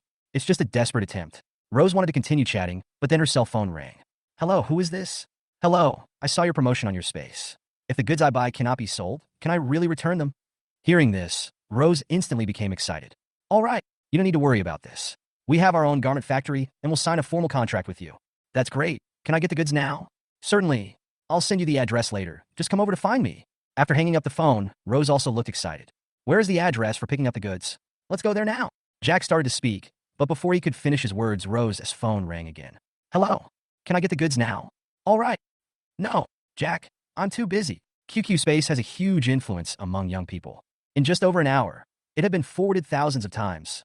Even if each forwarding only gets 10 reads, that's tens of thousands of exposures. Rose was ultimately unable to do it. "So, why leave your phone number? How could I know so many people would call?" Rose held her mouth tightly, feeling a little aggrieved.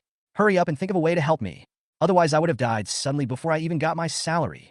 Jack was a little dazed for a moment when he saw Rose's little girl's attitude, until Rose poked him in the arm that he came back to his senses. "You can turn on call forwarding in the settings, and all unknown numbers will be forwarded to this landline number." While Rose was replying to the message, Jack contacted Heath Sung using his home phone. I handed over the order matter to him. Heath Sung agreed immediately and arranged for a professional operator to sit in front of the phone 24 hours a day to take orders at any time. After watching Rose set it up, Jack said again, "This phone is not suitable for private use. When are you free to choose a new number?" Jack felt a little guilty about this matter. After all, she exposed the number to help him. Rose also realized this and was not pretentious. "Wait a few days. I'll tell my family first. After changing the number will be confiscated." "Tell me, how do you thank me?" Jack initially thought that Rose was just in a whim and that his main purpose in asking her to come was just to trick her. I really didn't expect that she was actually doing real work. Jack thought about it and then joked with a smile. "I have nothing to repay you with. How about giving yourself to me?" "Bah, that's a bargain for you. Then there's nothing we can do. I'll have to ask for my revenge in my next life." "Asshole." Chapter 16, Garment Factory. Rose said no a little loudly. Not long after he finished speaking, Lao Bai knocked on the door, holding a plate of unwashed fruit. "Jack, eat some fruit." Seeing a single man and a single woman in adolescence in the same room, Lao Bai felt very nervous. I was obviously very sleepy, but ever since Rose came, I hadn't felt sleepy at all. Especially after hearing that word "no" just now, I became even more worried, afraid that Jack would do something stupid. But it was obvious that he was worrying too much. As soon as I knocked on the door, Jack opened it. "Old White, Rose just received a few orders. Now we have to go to our uncle's garment factory, so we won't eat. You should rest for a while. You look pale, as if you were frightened. When Lao Bai saw that there was nothing wrong with Jack and Rose and that they were dressed neatly, he breathed a sigh of relief. Go early and come back early. After saying that, he left without looking back. After going downstairs, Jack wanted to take a taxi outside the community, but was stopped by Rose. I drove here. Jack's face was full of question marks. Yes. Rose waved the car keys in her hand. The 4 circles are particularly eye-catching. Jack was stunned. She spat quietly. At the age of 18, I was still worried about my life and didn't even have money to buy cigarettes while some people were driving Autos. Sure enough, the gap between people is greater than the gap between people and dogs. Rose didn't hear clearly and asked in confusion. What are you mumbling about? Jack looked at her and said seriously. Please ask Uncle Jiang if I can call him Dad. No need for a BBA. Just give me a secondhand Santana to drive. Jack thought about it again and added, if you think my last name is wrong, I'll discuss it with Lao Bai and change it. Rose didn't know what she was thinking about, and her face suddenly turned red. What are you talking about? Let's go. After saying that, she trotted away like a shy little girl. Jack sat in the passenger seat. He looked at Rose, who was driving seriously, and asked, when did you get your driver's license? High school students usually get their driver's license after taking the college entrance examination. Logically speaking, she shouldn't have time. Rose said calmly, just the first 2 months. In order to prepare for the college entrance examination in the last semester, my mother stopped my piano and dance lessons, so I had a lot more time. Just take the time to get your driver's license. Well, Jack felt that he had said too much. People cannot be generalized. Rose has been attending various interest classes at high prices since she was a child, and is proficient in almost everything from music, chess, calligraphy, and painting. She is well-mannered, dignified, and generous. No wonder I liked her for so many years. Why are you silent?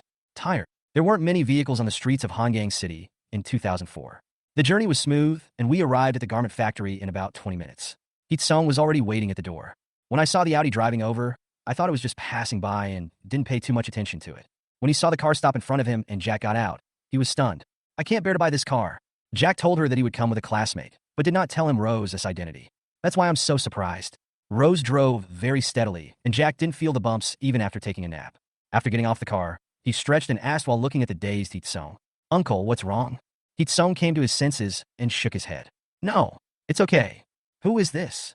Rose got out and walked to Jack's side with a sweet smile on her face. Hello, Uncle. I'm Jack's classmate Rose. You can also call me Rose or Xiao Jiang. Hee-sung nodded woodenly. Hello, Xiao Jiang. Okay, Uncle, take us to your warehouse. Oh yes, this way? Hee-sung had no time to care about anything else now, although he was also very curious about the identity of his classmate Jack and the relationship between them. But I also know that now is not the time to ask this. As they walked, I introduced to Jack the heads of the main functional departments in the factory. This is the factory's financial officer. You can contact him about any financial matters in the future. Sister Zhang, Jack will be in charge of disposing of the inventory in the next few days. You must give him the greatest financial support. You must provide him with whatever he needs. Sister Zhang is a woman in her 40s. She is wearing a professional suit and has short hair, which makes her look particularly capable. Okay, Mr. He. Jack and Sister Zhang nodded as a greeting. This is Su Zhang from the Commerce Department, my old partner. He is in charge of the warehouse. Just greet him for all incoming and outgoing goods. Those who are here are all old employees of the garment factory, and they also understand the current predicament. Although I wanted to help, I was powerless. Now that they heard that Jack had a way, they were curious about it, but more of a look forward to it. After all, Hee-sung had never treated them unfairly. If the factory really went bankrupt, they would never be able to find such good jobs again. Jack, we met when you came to the factory to play as a kid. I didn't expect you've grown so big. Su Zhang took the initiative to extend his hand and shake hands with Jack.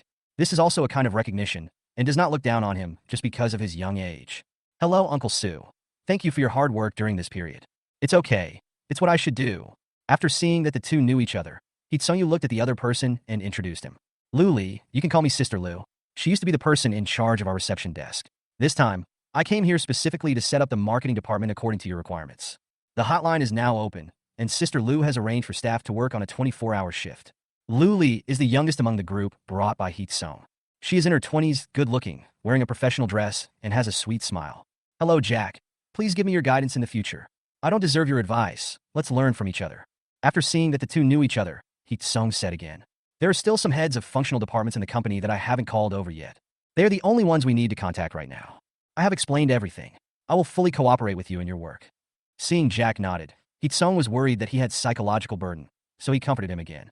Jack, there's nothing your uncle can do. Don't feel pressured. Just do your best and leave the rest to fate. No matter what the result is, your uncle will thank you. Even if his uncle didn't say anything, Jack wouldn't feel any psychological pressure.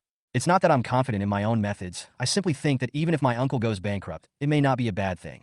At least I have time to recuperate. Uncle, don't worry. I'm not under pressure. After all, even if I lose money, it's not my money.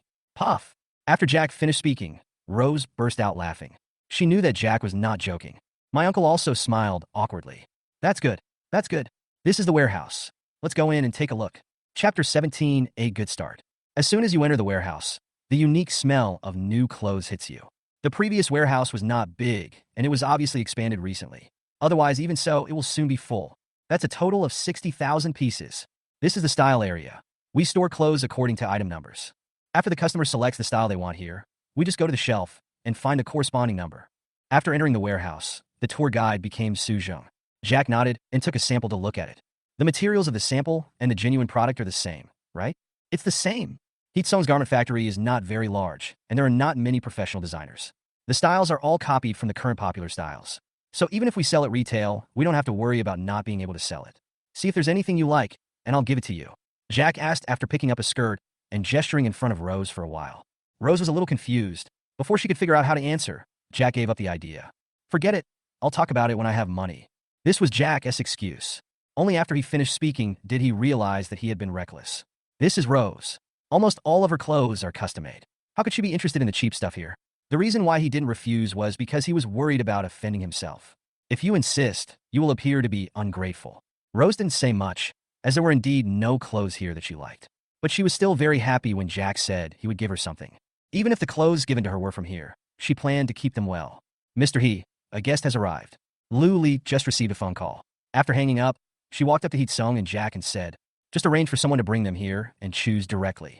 Old Sue, I'll trouble you with the rest. Su Zhang not dead? Don't worry. Jack did not leave either. He checked the warehouse while waiting for the first batch of dealers to arrive. Heatsung has already explained all the procedures to them. They're all veterans in the workplace and have a lot of experience. They will understand it after just one explanation. By the way, Mr. Jack, how did you promote it? That's amazing. Just now I heard my sister who answered the phone complaining, and the phone has not stopped ringing. Lu Li walked up to Jack and asked flatteringly. Curiosity was one thing, but the main reason was that she wanted to get closer to Jack and deepen their relationship. Jack looks only 18 years old. He is brighter than anyone else in his heart. I immediately saw Lu Li's intention, but he was not unhappy about it. After all, if life didn't force them, who would be willing to flatter others? Not everyone has such a good family background as Rose. At first I was also worried about what to do, and it was she who came up with the solution.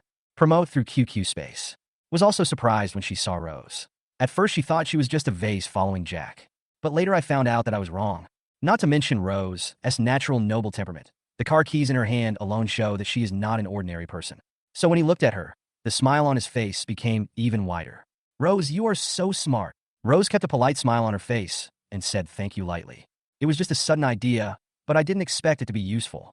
While a few people were chatting, Sujin walked in with the first batch of dealers. Looking at the mountains of new clothes on the shelves, they seemed a little cramped.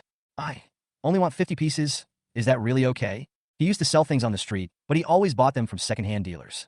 Not only are the prices much higher, but there are also very few styles. Even so, if you take less, they won't give it to you. He never expected that he could now purchase goods directly from the factory. The key is that there is no quantity limit. Even if you can't sell them all, you can return them. It is such a blessing for a small businessman like me. Of course you can. Su Zheng was very polite to him. I didn't look down on others just because he wanted less goods. According to Jack's plan, this kind of people often have the greatest power. As long as this cooperation is successful, he will definitely tell others the news. After a while, more and more people came to purchase goods. It doesn't matter even if the quantity requested each time is small. After all, the staff base is there. You can decide how much you want to buy. If you haven't sold any in half a month or don't want to do this business anymore, just contact us one day in advance and return it directly. Su Zheng said this and looked at Jack intentionally or unintentionally. He comes from a marketing background. After seeing this sales model, I was simply amazed. If this succeeds, it will benefit not only the garment factory, but also the entire Hanjiang City's entrepreneurial environment. Based on this contribution alone, he has made himself a strong contender to become an outstanding youth in Hanjiang City. The delivery of the first batch of goods went smoothly. The man initially planned to order only 50 pieces to test the waters, but when he saw so many popular styles, he gritted his teeth and bought 100 pieces. The price of each piece is 30 yuan. Although 3,000 yuan is just a drop in the bucket for the current hole in the garment factory, it is just the beginning. Mr. Jack, Mystery said that from now on, all funds will be deposited into a new account. That account can only be used after you sign it. This is the account key. Keep it safe. After Sister Jean got into work mode, the way she addressed Jack changed. As she spoke, she handed Jack an electronic USB flash drive. This is the account key. This secret key is required for any transfer of large amounts of funds. Hitsung placed all his hopes on Jack. All financial power was handed over. At the same time, a message was also conveyed to Jack. If we can really get through this time, no matter how much money we make, it will all be Jack's, and he won't ask about it anymore. Jack took the key and put it in his pocket. At this time, Su Zheng came in with another group of people. After seeing the words, returnable after 15 days on the order form, he placed an order for 200 pieces at once. Jack was watching them packing when Lu Li came over again. Mr. Jack, several of your classmates have arrived. So soon? Jack was also a little surprised. Although they confirmed on QQ that they would come over to pick up the goods, Jack didn't expect them to do so easily. Where are they? I'll take you to the reception room. Jack responded and looked at Rose. Seeing that she was on the phone and talking happily, he didn't disturb her. Jack here. In the reception room, several young people who had just turned 18 were sitting on the sofa, looking a little restrained. There were disposable water cups in front of them, but the water inside is still full. After seeing Jack, they stood up with excitement. Jack also saw an unexpected face. Why aren't you going to be a tutor? What are you doing here? Lu Chong was obviously in a bad mood and asked in a very unconvinced manner. How did you trick Rose into helping you with publicity? At first, he had no intention of coming over, but when he saw Rose helping with the promotion, he suddenly became anxious. What the hell is going on? Chapter 18, it was just a dream. Cheat. She's right here. Just go ask her later. Heard Jack say that Rose was here, his expression became even more interesting. Just as I was about to speak, I saw Rose jogging towards me. Jack. Calling Jack first, I noticed that the people around me were actually classmates. Hey, you guys are here too. Rose. What are you doing here? A girl asked from the side. In their opinion, Rose and Jack should not have any contact after graduation. Even if Rose helped with the publicity, it was only because they had been classmates for many years. That's why I was so surprised when I saw Rose. I came here to play. Are you here to get your clothes? After receiving affirmative responses from several people, she smiled even more brightly. That's great. I'm also planning to take some to set up a street stall. Where are you going? Let's separate so we don't compete for business together. Seeing that they were getting happier and happier as they talked, Jack couldn't bear it any longer. He interrupted them immediately. Okay, let's go to the warehouse first. Sister Xiaoli, take them first. I have something to tell Jack. Just now, Rose realized that Jack was missing after she finished her phone call. When she asked, she found out that he had come to the reception room.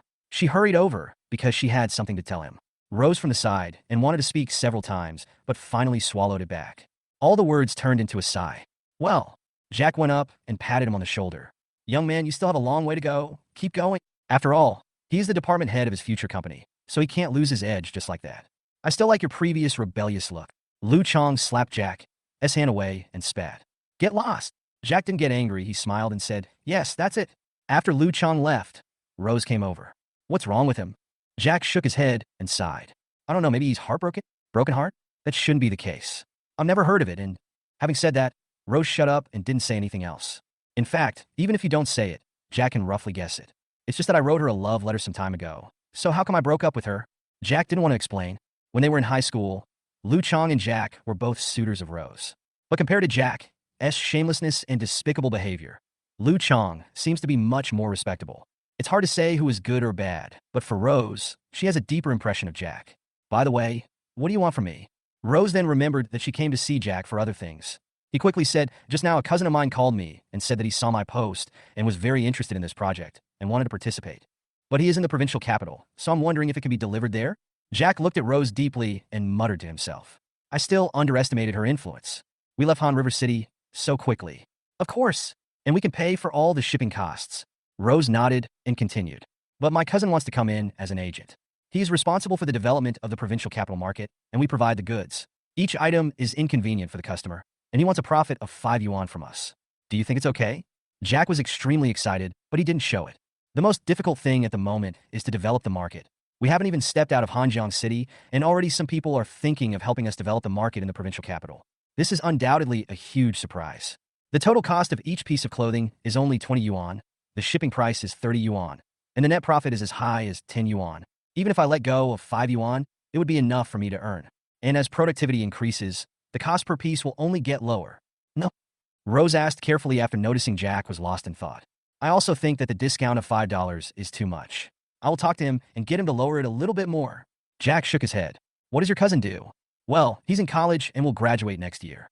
He's now starting a business and seems to be doing some kind of online shopping. I'm not sure. Huh? After Rose reminded him, Jack finally remembered. E-commerce platforms seem to have appeared one after another in recent years. Rose saw Jack had a strange expression on his face and asked him, "What's wrong? Is there a problem?" "It's okay. Tell your cousin it's okay. But he has to guarantee our market share. Otherwise, we won't hand over the provincial capital agency easily. After all, in a few months, I should be going to study there." Rose was not surprised at all and quickly agreed. "No problem. By the way, are you really planning to apply to a finance and economics college?" When he was having dinner with Lao Shu, he heard the conversation between Fiona and Jack. "But I felt sad at that time and didn't say anything. There are only two of us here now, so we just want to confirm it." Jack nodded without any hesitation. The support provided by financial colleges to entrepreneurs is unmatched by other schools. Besides, there are many beautiful girls studying finance. When I get to college, I also want to have a few good relationships. When Jack gave the first reason, Rose was quite impressed and thought Jack was very opinionated. But when he gave the second reason, I was furious. "You just want to fall in love? What else?" Jack said as a matter of course. "Why did I start a business? Isn't it just to make money and enjoy life? Being in love is all about enjoyment. It would be great to have some gentle and well-behaved girlfriends who listen to me and take care of me after I have money." Rose became angrier as she listened, but there was nothing she could do. She stomped her feet and pointed at Jack. "If there really are people like that, they're only after your money. Do you think they really like you?" Jack thought about it carefully for a while and clapped his hands. "That would be even better. If they don't want my money, then I really don't know what to give them." Rose became even more angry as Jack's words became more and more outrageous. "Jack, you're a jerk." Jack nodded seriously. "Yes, I never denied that." Seeing that he was unmoved, Rose tried hard to obey herself and not to get angry. She was so angry that no one cared about her. After taking a few deep breaths, she slowly adjusted herself. "Have you ever thought about having a good relationship from school uniform to wedding dress?" Rose didn't know why she suddenly said this. Only after I finished speaking did I realize that I was actually looking forward to Jack's answer. Jack just shook his head and said with his hands spread out, "I thought about it before, but later I realized that it was just a dream. Of course, if I could really meet a girl who makes my heart beat faster in college, who knows?" Chapter 19, Why Are You Crying? Rose found Jack's words particularly harsh. "What does it mean that I thought about it before, but now I feel it is just a dream? Is that talking about yourself?" Before Jack confessed his love, and even when she rejected him, Rose didn't think it was a big deal. "I was very confident that even if I rejected him, he would always be by my side. Just like before." After 3 years of being together, she has long been accustomed to Jack's presence. "It's not like I have no feelings for him. Otherwise, I wouldn't have had a drink with him after rejecting him. That was her first time drinking. But now it seems that Jack is really getting farther and farther away from me. If it weren't for what happened that night, the proud girl might have just been sad for a while and then continued with her life. But it was Jack's thoughtful care that night that made her feel different. She will probably never forget the feeling of security she felt against Jack's back as he carried her to the hospital." After a moment's silence, Rose raised her head. Her eyes were extremely beautiful and filled with indescribable emotions. "What if it wasn't a dream?" I blinked, not knowing how to answer for a moment. I looked at Rose, not understanding why there was a look of shyness and anticipation on her pretty face. But now there is only fear on his face. If this isn't a dream, it would be horrible. Rose was stunned. This answer was a little different from what she had imagined. Perhaps Jack saw her confusion, so he calmed down and spoke in a profound tone. "My future is filled with the stars, the sea, poetry, and the distance. How can it end before it even begins?" After saying that, he didn't care whether Rose could understand or not, and walked past her without hesitation and headed towards the warehouse.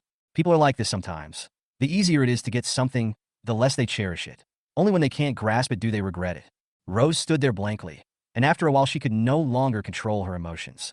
He squatted on the ground, buried his head in his arms, and sobbed. Jack was still pretending to be confused even though she had been so direct in her words. "Just because I rejected him? But at that time, I just said that I didn't want to fall in love too early, and I didn't say that I wouldn't give him a chance." But within a few days, the polite distance Jack displayed made her panic. Hey, why are you crying in public? People who don't know the situation might think I'm bullying you. You are the one who bullies me." Rose raised her head, wiped her tears, and glared at Jack. "I'm wrong, please have some candy," Jack said, and like a magic trick he pulled out a rainbow lollipop from behind him. Girls in their teens need to be coaxed, although he didn't think he was wrong. "That's more like it." Rose snatched the candy but didn't eat it. She just held it in her hand and looked at it, seeming very satisfied. Jack shook his head. As expected, little girls' minds are too simple. "Wipe your face. It's a good thing you don't wear makeup. Otherwise, it would be ruined." Rose's face was covered with tear marks and her eyes were red, making her look pitiful. Rose pursed her lips and didn't take the wet wipes from Jack's hand this time. Instead, she raised her head and reached towards him, looking at him with her big eyes. Well, Jack sighed. He really didn't understand why a rich girl had to suffer in front of him. Although he has the appearance of an 18-year-old, his soul is actually that of a man in his 30s, and a successful one at that. Don't be too accurate in judging people. Rose is a simple-minded girl, and you can tell what she is thinking just by blinking her eyes. So, among the uncles, it is said that young girls who are inexperienced in the world are the easiest to deceive. No need for money or cars, just romance and ideals are enough. How old are you? And you still can't wash your face by yourself? Jack complained as he wiped the tears off her face with a wet wipe. I have to say that Rose has great skin, fair skin, beautiful face, and long legs. I'm talking about her. Snort. I'll forgive you this time. Jack rolled his eyes. Then thank you very much. After saying that, he threw the used wet wipes into the trash, can in a beautiful arc. Although she felt very aggrieved just now, she kept blaming Jack for being unromantic. But when Rose received the gift from Jack, all her anger disappeared. Even a little happy. By the way, we're going camping in a few days. What do you think we should prepare? It's all posted in the group. You can rent tents when you get to the mountain. Just bring your own clothes.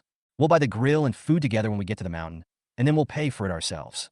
Lu Chong had already compiled the specific plan list. Jack took a look and found it generally reasonable. Even if there were some minor problems in the details, they were insignificant, and he could just fix them himself when the time came. It's great that a group of kids under 20 years old can think so carefully. Speaking of Lu Chong, Jack's eyes started to roll again. Such high-quality labor force, willing to work hard for only 20 yuan an hour, seems to be a good deal to poach them. What are you thinking about? Seeing that Jack didn't move after he finished speaking, Rose pulled his fingers and asked. Jack came back to his senses and said, Oh, I was thinking that my grades are so bad. Should I ask the monitor to give me extra lessons? Makeup lessons? The college entrance exam is over. What's the point of making up lessons? Jack was too lazy to explain and just said it perfunctorily. What if I don't do well in the exam? I'll plan to repeat the year.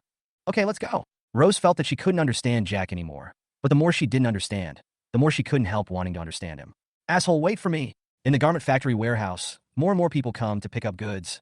At Rose's suggestion, in addition to QQ Space, Jack also specially asked people to post information on various forums. Word of mouth spread quickly, and soon it spread to 10 people and 100 people. Jack! When they saw Jack coming, those high school classmates quickly waved and greeted him. We each took 20 pieces this time to test the waters. What do you think is the most reasonable price and where to sell it? Before seeing the clothes, they are more or less worried about the style and quality. But after seeing the real thing, all my concerns were dispelled. The styles are novel and the quality is excellent, which is in no way inferior to the clothes in specialty stores. This is understandable. After all, Heath Song is a straightforward person. It is impossible for him to pass off inferior products as good ones when he has a big order. He was thinking about long-term cooperation, but he didn't expect to be cheated. Jack didn't feel embarrassed at all when being stared at by a group of people. As someone who had been through it, he analyzed the situation with them bit by bit. These clothes were originally prepared for specialty stores, but they haven't been branded yet. The guide price is on the product label, and they're basically over 100 yuan. Taking into account our actual costs, each piece can be sold at 50% or even 40% off the suggested price. Of course, you still have to quote according to the sticker price, and then wait for others to bargain. The customer groups can focus on college students and factory workers. Chapter 20 Provocation. Jack continued to speak. Some attentive people had already taken out pen and paper to take notes. For them, the significance of selling clothes this time is greater than profit. Regardless of whether you can make money or not, just being able to accumulate experience is great. Compared to finding a random summer job with no technical skills required, trying to start your own business can enrich your horizons and exercise your abilities. Jack, I got it all down. Thank you for this time. If I really make money, I will treat you to a meal. A short-haired girl closed her notebook and smiled at Jack. Jack couldn't remember her name, so he could only be polite. Come on, you guys make money so I can make money. If everyone does well, we can start a business together when we get to college. Everyone's eyes light up when they hear the word entrepreneurship. Those who can put aside all worries so quickly and stand here are all planning to start a business in the future. Then it's settled. The short-haired girl clenched her fist and encouraged herself. My dad came to pick me up. He's very supportive. I'm going to the university town first. Good luck, everyone. Having said that, she waved to everyone and left. This decisiveness already has some of the demeanor of a strong woman. Jack asked quietly after she left. Who is she? The rest of them rolled their eyes. It's only been a few days, and you can't remember your classmates from 3 years of high school? Zhao Qin, have you forgotten? Lu Chong said something sarcastically beside him. You said this on purpose in front of Rose, right? Are you going to say in the whole high school that you were the only girl I remember? Rose felt a little stingy. Why did Lu Chong say it out loud? He was so unromantic. She wanted to hear Jack say that, even if you know you were deceiving yourself. Now that he's been exposed, what else can Jack say? The remaining few people were also covering their mouths and laughing. occasionally glancing at Jack and Rose. Just when everyone thought Jack would stop there, he shook his finger and said to Lu Chang, "It seems that you know me very well, but you are wrong about one thing. It's not just her, there's also Fiona." Rose was a little happy when Jack was halfway through his speech. But when she heard Fiona's name, her heart sank. Fiona again? The corner of Lu Chang's mouth twitched. Bah, he is really not a good person. He is eating from the bowl and looking at the pot. Jack wasn't angry either, and put his arm around his shoulders. "Look, squad leader, what are you talking about? Is the one in the bowl more delicious than the one in the pot?" Lu Chang and the others thought that Jack would argue a little more. After all, Rose was still there. But Jack said it very frankly. He didn't feel any qualms about Rose being here. "I originally thought that Rose would feel disgusted with Jack after hearing this, but after taking a look, I noticed that she was just pouting and looking a little unhappy. Anyone with a keen eye would have smelled something sour." Jack didn't want to dwell on this topic for too long, so he continued. "By the way, Monitor, why don't you go to the tutoring class? It's 20 yuan an hour. It's almost the profit from selling a piece of clothing. It's amazing." When Lu Chang heard Jack praising him, he looked very proud at first, but this pride did not last long before it was broken. "Tutoring is more suitable for you. If you sell clothes, you may not be able to sell any in a day. Keep it up." Lu Chang's face turned red. He has never given up since he was a child. How could I bear such provocation from Jack? He clenched his fist and said viciously to Jack, "Who can't sell? Who are you looking down on?" Jack covered his mouth repeatedly and said apologetically, "Oh, sorry if what I said made you unhappy, then I apologize to you." But at this point, Jack raised his eyebrows. "Isn't it? You don't even dare to try, so you'd better just be your tutor," Jack said. Without waiting for him to explain, he turned around and left, waving goodbye with his back to them. 1.2. Jack counted as he walked, waiting to see what number Lu Chang would call him. "Jack, stop right there." Before he could count to 3, Lu Chang couldn't help it. Jack smiled, but quickly stopped smiling and turned to look at him in confusion. "Anything else?" Seeing Jack's expression, Lu Chang sneered and then calmed down. "You were just trying to provoke me." I almost fell for it. After being exposed, Jack didn't feel embarrassed and just shrugged. "If you think so, I can't help it. I'm leaving now. You can have fun slowly, Mr. Lu." Jack was the more uncomfortable Lu Chang felt. "Stop looking down on others. It's just a street stall. Who can't do it?" Jack pretended to be surprised. "Oh, can you?" Lu Chang snorted disdainfully. "Just wait and see." Lu Chang left and took away 100 pieces of clothing. According to him, it will be processed within a week. I don't know whether it is true or not. I just realized how bad you are. It was unusually quiet outside the warehouse. Rose and Jack were left. What is the definition of a bad person? In my opinion, as long as it doesn't violate the law, it's not bad. Me? At best, I'm not a good person. Rose thought carefully about Jack's words, and the more she thought about it, the more it made sense to her. The definition of bad people seems to be the law, while morality is just a norm. Those who break the law are bad people, and those who are immoral can only be said to be not good people. "Jack, I want to try setting up a stall too. It will be fun." Rose is a wealthy woman, and her attitude towards setting up a stall is just for fun. This is determined by birth. I can't envy you. Jack was not at all understanding of romance, and rejected it decisively. The weather in June was hot, and even at night, it wasn't much better. This kind of weather is suitable for going back to enjoy the air conditioning. If you don't go, I will keep pestering you, annoying you. Rose changed from her usual noble and quiet self and became like a little shrew, holding Jack's arm and nagging nonstop. "It's fine if you like it, but I'm not going anyway." Seeing that Jack was unmoved, Rose pouted and spoke in a coquettish manner. "Hey, just come with me, okay?" Ahem. Just when the two were about to hang together, an untimely cough sounded behind them. Rose also realized that something was wrong. Her cheeks quickly flushed, and she quickly let go of Jack's hand. "Alas!" Jack sighed, feeling a little sorry. It feels good to be surrounded by a beautiful woman, especially in summer. I couldn't help but look at Song with a bit of resentment. "If you don't come early, you won't come late." "Excuse me. How about you guys continue?" Rose was too embarrassed to do that. She lowered her head and drew circles with her hands. Jack was calm. "What's the matter?" Chapter 21 Corporate Brand. "I have arranged it as you said. Starting from the next batch, the clothes we make will be mainly sportswear, and all the clothes will have the logo added on them. I have asked my connections to contact the athletes you mentioned." When he said this, Song paused for a moment, and after a while he asked in confusion, "Are you so sure that they can shine in this Olympics? Also, is it really necessary to add a logo and establish your own brand without a physical store?" Although he was skeptical, Song still did as Jack asked. "Now I just come here to ask." Jack explained patiently as he walked towards the office. "Once the model we are using now is successful, it will attract many imitators. After all, compared with innovation, imitation has lower costs and less risks. Once there are too many imitators, even if we are the founders, there is no absolute guarantee that we will not be eliminated. Only if you establish your own brand and build your reputation first, even if there are imitators later, they will be considered counterfeits. The logo is the most intuitive image of a brand. Clothes can be without a brand name, but they cannot be without a logo. After seeing Hee-sung nodded thoughtfully, Jack continued. This year is the Olympic year, and we will be the host country in 4 years. This sporting style will be popular for a long time and will never go out of style. Although we don't have an offline store now, it doesn't mean we won't have one in the future. I have studied the list of athletes I gave you for a long time. Judging from their recent performances, they have a good chance of shining at the Olympics. And they are all niche sports with low exposure rates, such as the 110-meter hurdles, table tennis, and diving. The advertising endorsement fees are not high now. Once they achieve good results, they will be widely exposed in China. Actually, the best spokesperson right now is Yao Ming, but we can't afford him. Jack kept talking and unknowingly arrived at Hee-sung's office. Hee-sung placed a bookcase behind his desk. Jack opened the door of the bookcase and found a lot of dust on it. He took a book on politics and economics, blew on it, and then said to Hee-sung, "Uncle, you still need to study more?" Hee-sung nodded seriously. "I'll watch it when I'm done with this period of time." Rose was also looking around the office. It was much simpler than Jiang's office. At this time, Hee-sung poured a glass of water in a disposable paper cup and handed it over. "Xiao Jiang, drink some water. Don't be shy here. Just sit anywhere." Rose took the water, said thank you politely, adjusted her skirt, and sat down on the sofa. Hee-sung came to the desk and pointed at the boss chair and said to Jack, "Try this position." Jack wasn't embarrassed at all. He sat down and adjusted the chair to a height that suited him. "Not feeling well. Uncle, let's buy some better chairs when we have more money later." Hee-sung rolled his eyes at him unhappily. "Is this how you started to dislike him? Okay, if you have anything else to tell me now. If you're all right, get out of here. Young people should go out and have fun. Why are you hanging out with an old man like me?" Rose intentionally or unintentionally while speaking. The meaning is obvious, to leave time for the two young people. It seems that there was an obvious misunderstanding about their relationship.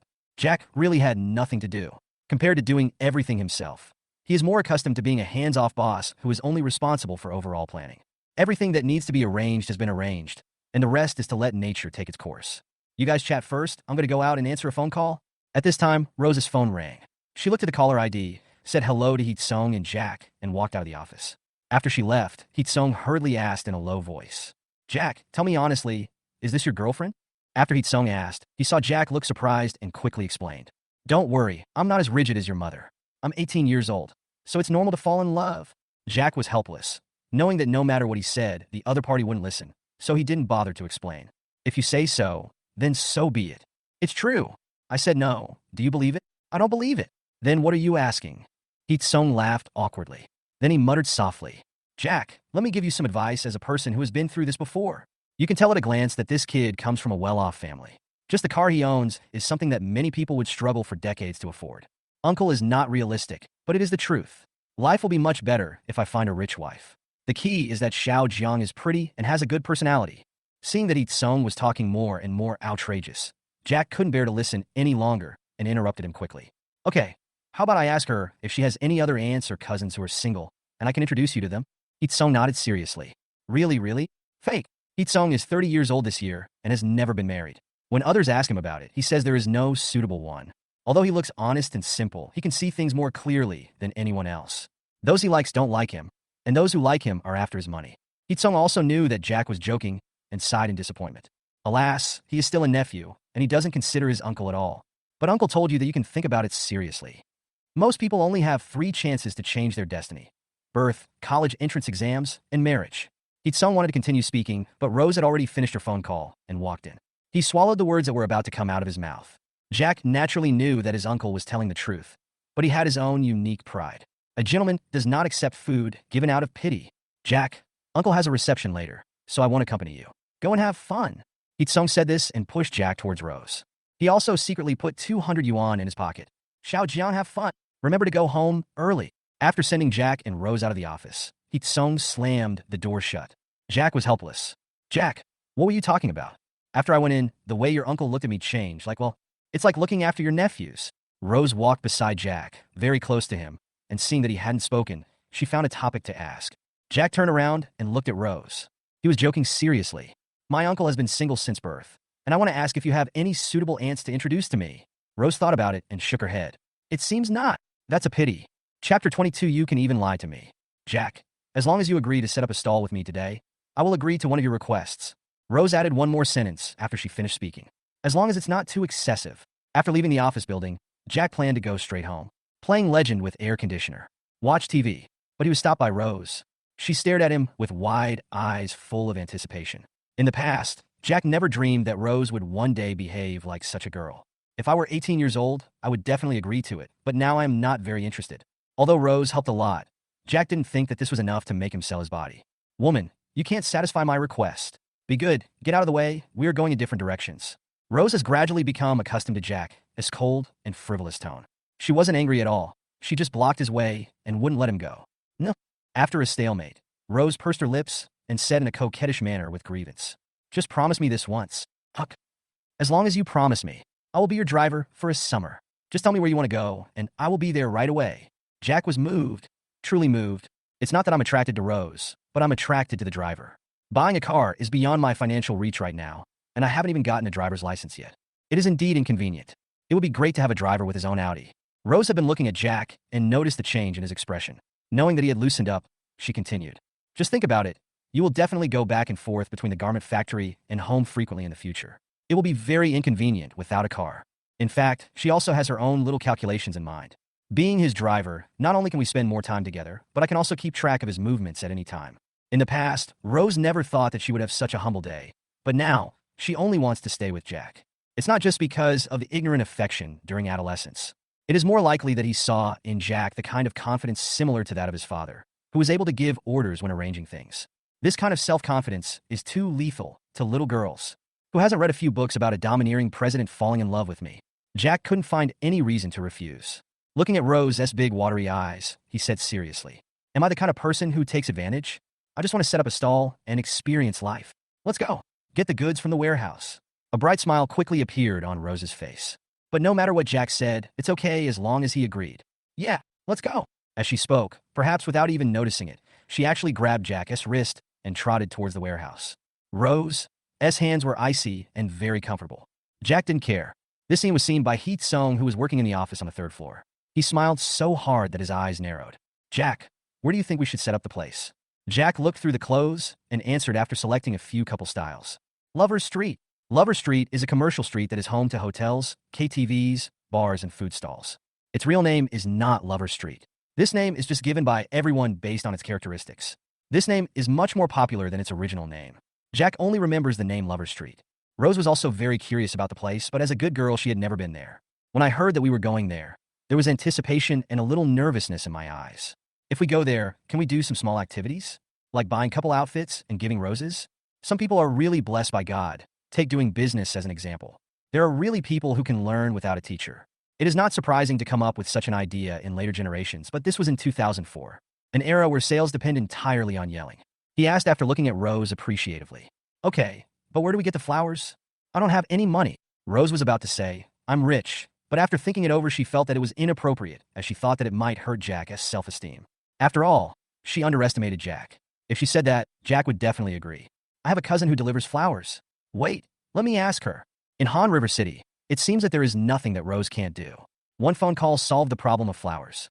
The other party also said that they would deliver it directly after the location was confirmed. Since Rose didn't ask for much, he confiscated her money. Done. After hanging up the phone, Rose looked very proud, waiting for Jack to praise her. Sometimes you can appropriately satisfy a little girl's self-esteem. Anyway, praise is cheap just for talk. "As expected of you, Rose. You're amazing," Jack said and gave a thumbs up. Rose felt very happy and no longer cared about how he had made her angry several times today. "Let's go. Let's try 100 pieces first." Rose took the invoice and was about to go to pay, but was stopped by Jack. "Forget it, the cost is mine, and if we sell it, we'll split the profits. Even if the checkout cost 100 pieces of clothing, it would only cost 3,000 yuan, which is too insignificant compared to the huge hole of more than 1 million yuan. Jack is not a stingy person, so he naturally won't accept the money. But Rose refused to do it. He raised his index finger and waved it in front of his face. "This is my own business. You're just working for me, so you need to keep it separate." Seeing Rose's support, Jack wisely shut up. After all, this rich woman has money. Hey. Rose chuckled and went to pay the bill. The lady in charge of collecting the money looked at Jack deliberately and only issued the receipt after seeing him nod. "Move it to the car." 100 pieces of clothing filled 2 cardboard boxes. Rose had a hard time moving them, so she called Jack. Boys are the ones who do the hard labor. Jack had already agreed to go with her, so he naturally wouldn't make things difficult for her about this matter. He pushed the cart and put the things into the trunk very quickly. "Jack, when are you going to take your driver's license test?" "On the way," Rose asked Jack while looking at the car. Jack had already made arrangements. After helping his uncle sort out things at the factory, he would make some time to go. In this era, getting a driver's license is not as troublesome as it is in later generations. If you have the right connections, it may be solved with just a phone call. But Jack is a good citizen who abides by the law and naturally would not do that. But I just need to know this myself, and I don't plan to tell Rose. Otherwise, it would be troublesome for her to ask me to be her driver. Drive carefully and talk less. Humph, you're becoming more and more perfunctory towards me. Rose grumbled in dissatisfaction. Sorry. Rose was just surprised after Jack apologized for no apparent reason, and then Jack spoke again. I'm sorry, I shouldn't have been so obvious. I guess you noticed it. Squeak. With a sudden brake, the tire left a long black mark on the ground. Jack, can't you be nicer to me? Even if you can just lie to me, it's fine.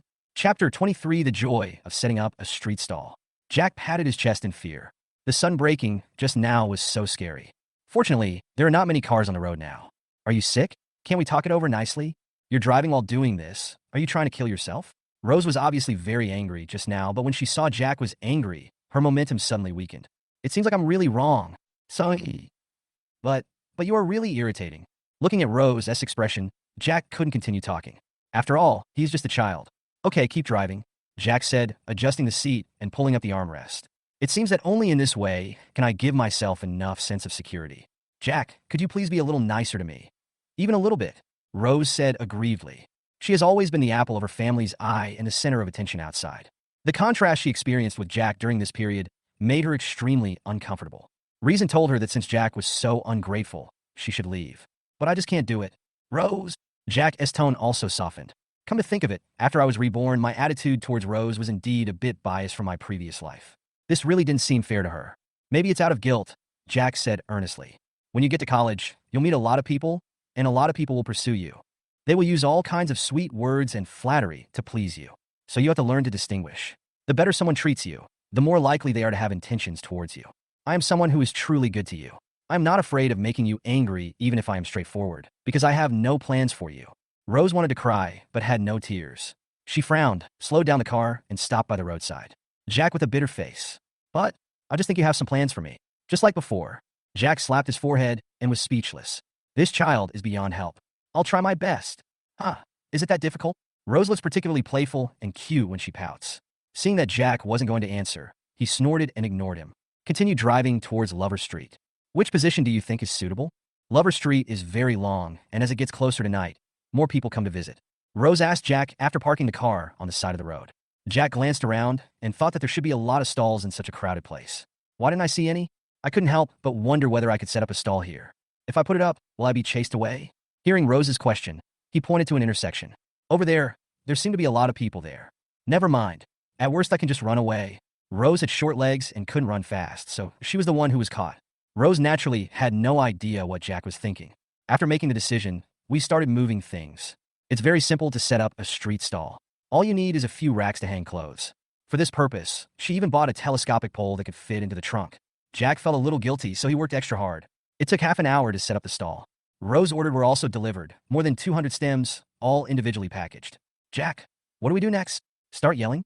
Rose's first time setting up a stall to do business, and it's all because of her passion that she has been able to hold on until now. But driving on the busy street, she was still a little nervous and didn't know where to start. Jack had no experience in setting up stalls, but he did do market research on the streets when he first started his business.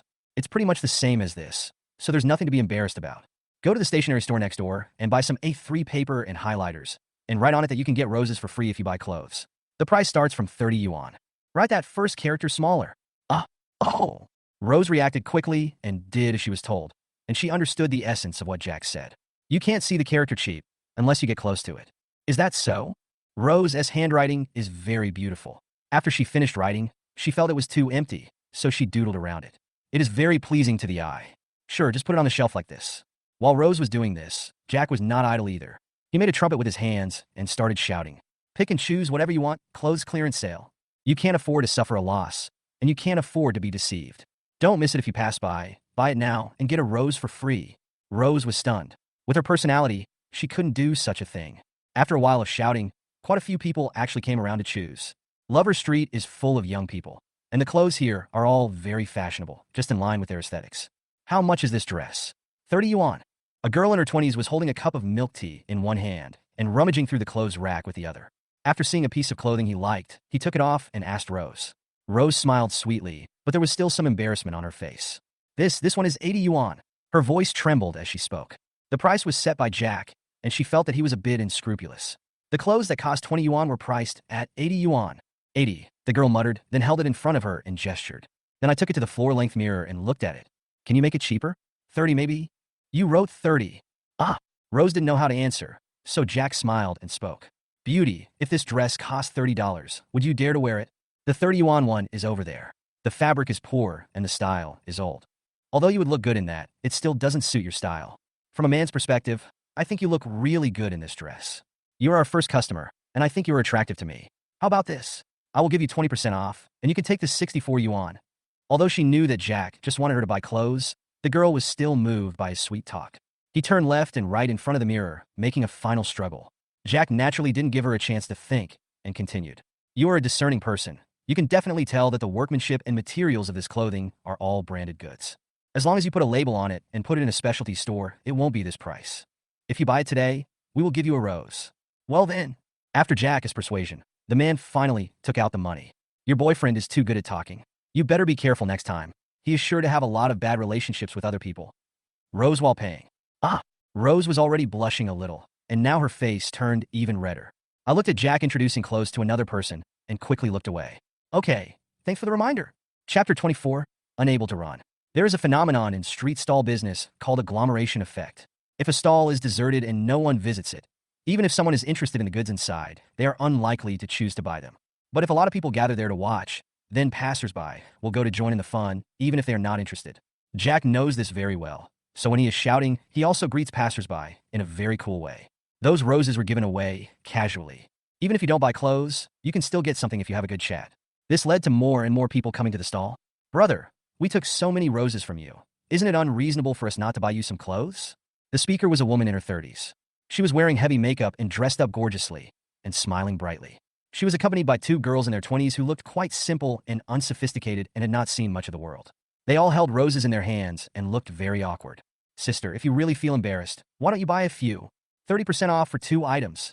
And considering your temperament, even if you wear it out, no one will know it's street vendor stuff. The woman covered her mouth and smiled. She's really good at talking.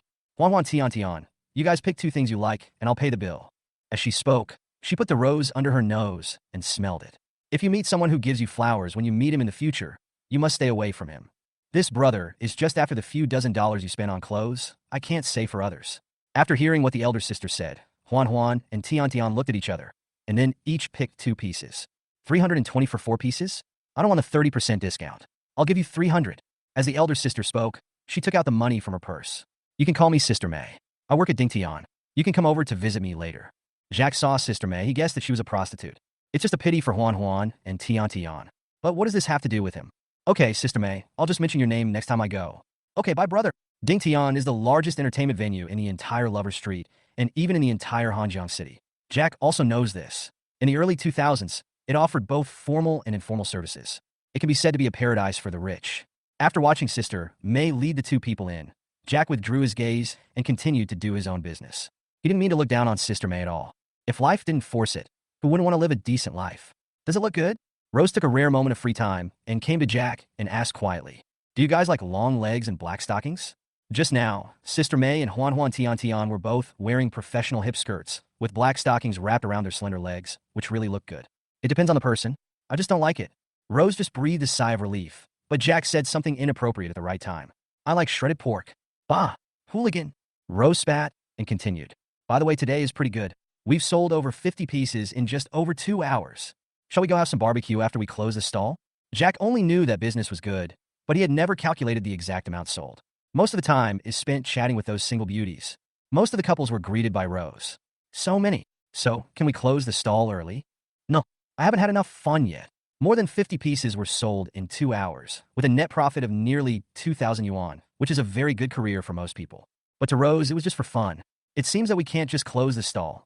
Hearing what Jack said, Rose asked in confusion, what's wrong? Jack didn't have time to explain. A group of people in security uniforms walked over aggressively. Did you set up this stall? Who told you to set up a stall here? The leader saw Rose. A hint of surprise flashed in his eyes, but it was soon diluted by the arrogance on his face. No stalls are allowed here. A fine of 1,000. As he spoke, he kicked over a nearby clothes hanger. This time it's just paying the money. Next time it won't be that simple. Rose had never seen such a scene before.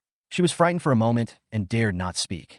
Jack's original plan was to run as fast as possible, but for some reason, he just couldn't move his feet. Of course I wasn't scared. Reason told Jack that the other side had more people and more power, so it was not appropriate to get into a conflict. But seeing their arrogant look, I couldn't help but criticize them. Do you fucking think you're a policeman? Do you have the power to enforce the law and impose fines? No one taught you to speak properly? You have a life, but no one to support you. Why the hell do you have to come here to seek a sense of existence? Jack finished speaking. The man laughed out of anger. Boy, if you want to show off in front of a woman, you have to think carefully about your own abilities. I have the final say on this lover's street. At first you can leave after paying 1,000.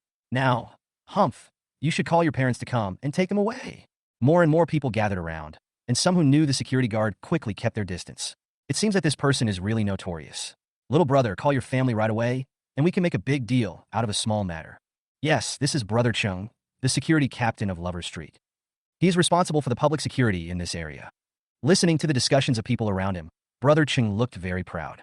Relying on the support of the big boss, he has been acting arrogantly in recent years. Naturally, he didn't take Jack seriously. Jack! Rose's voice was a little trembling as she was protected by Jack.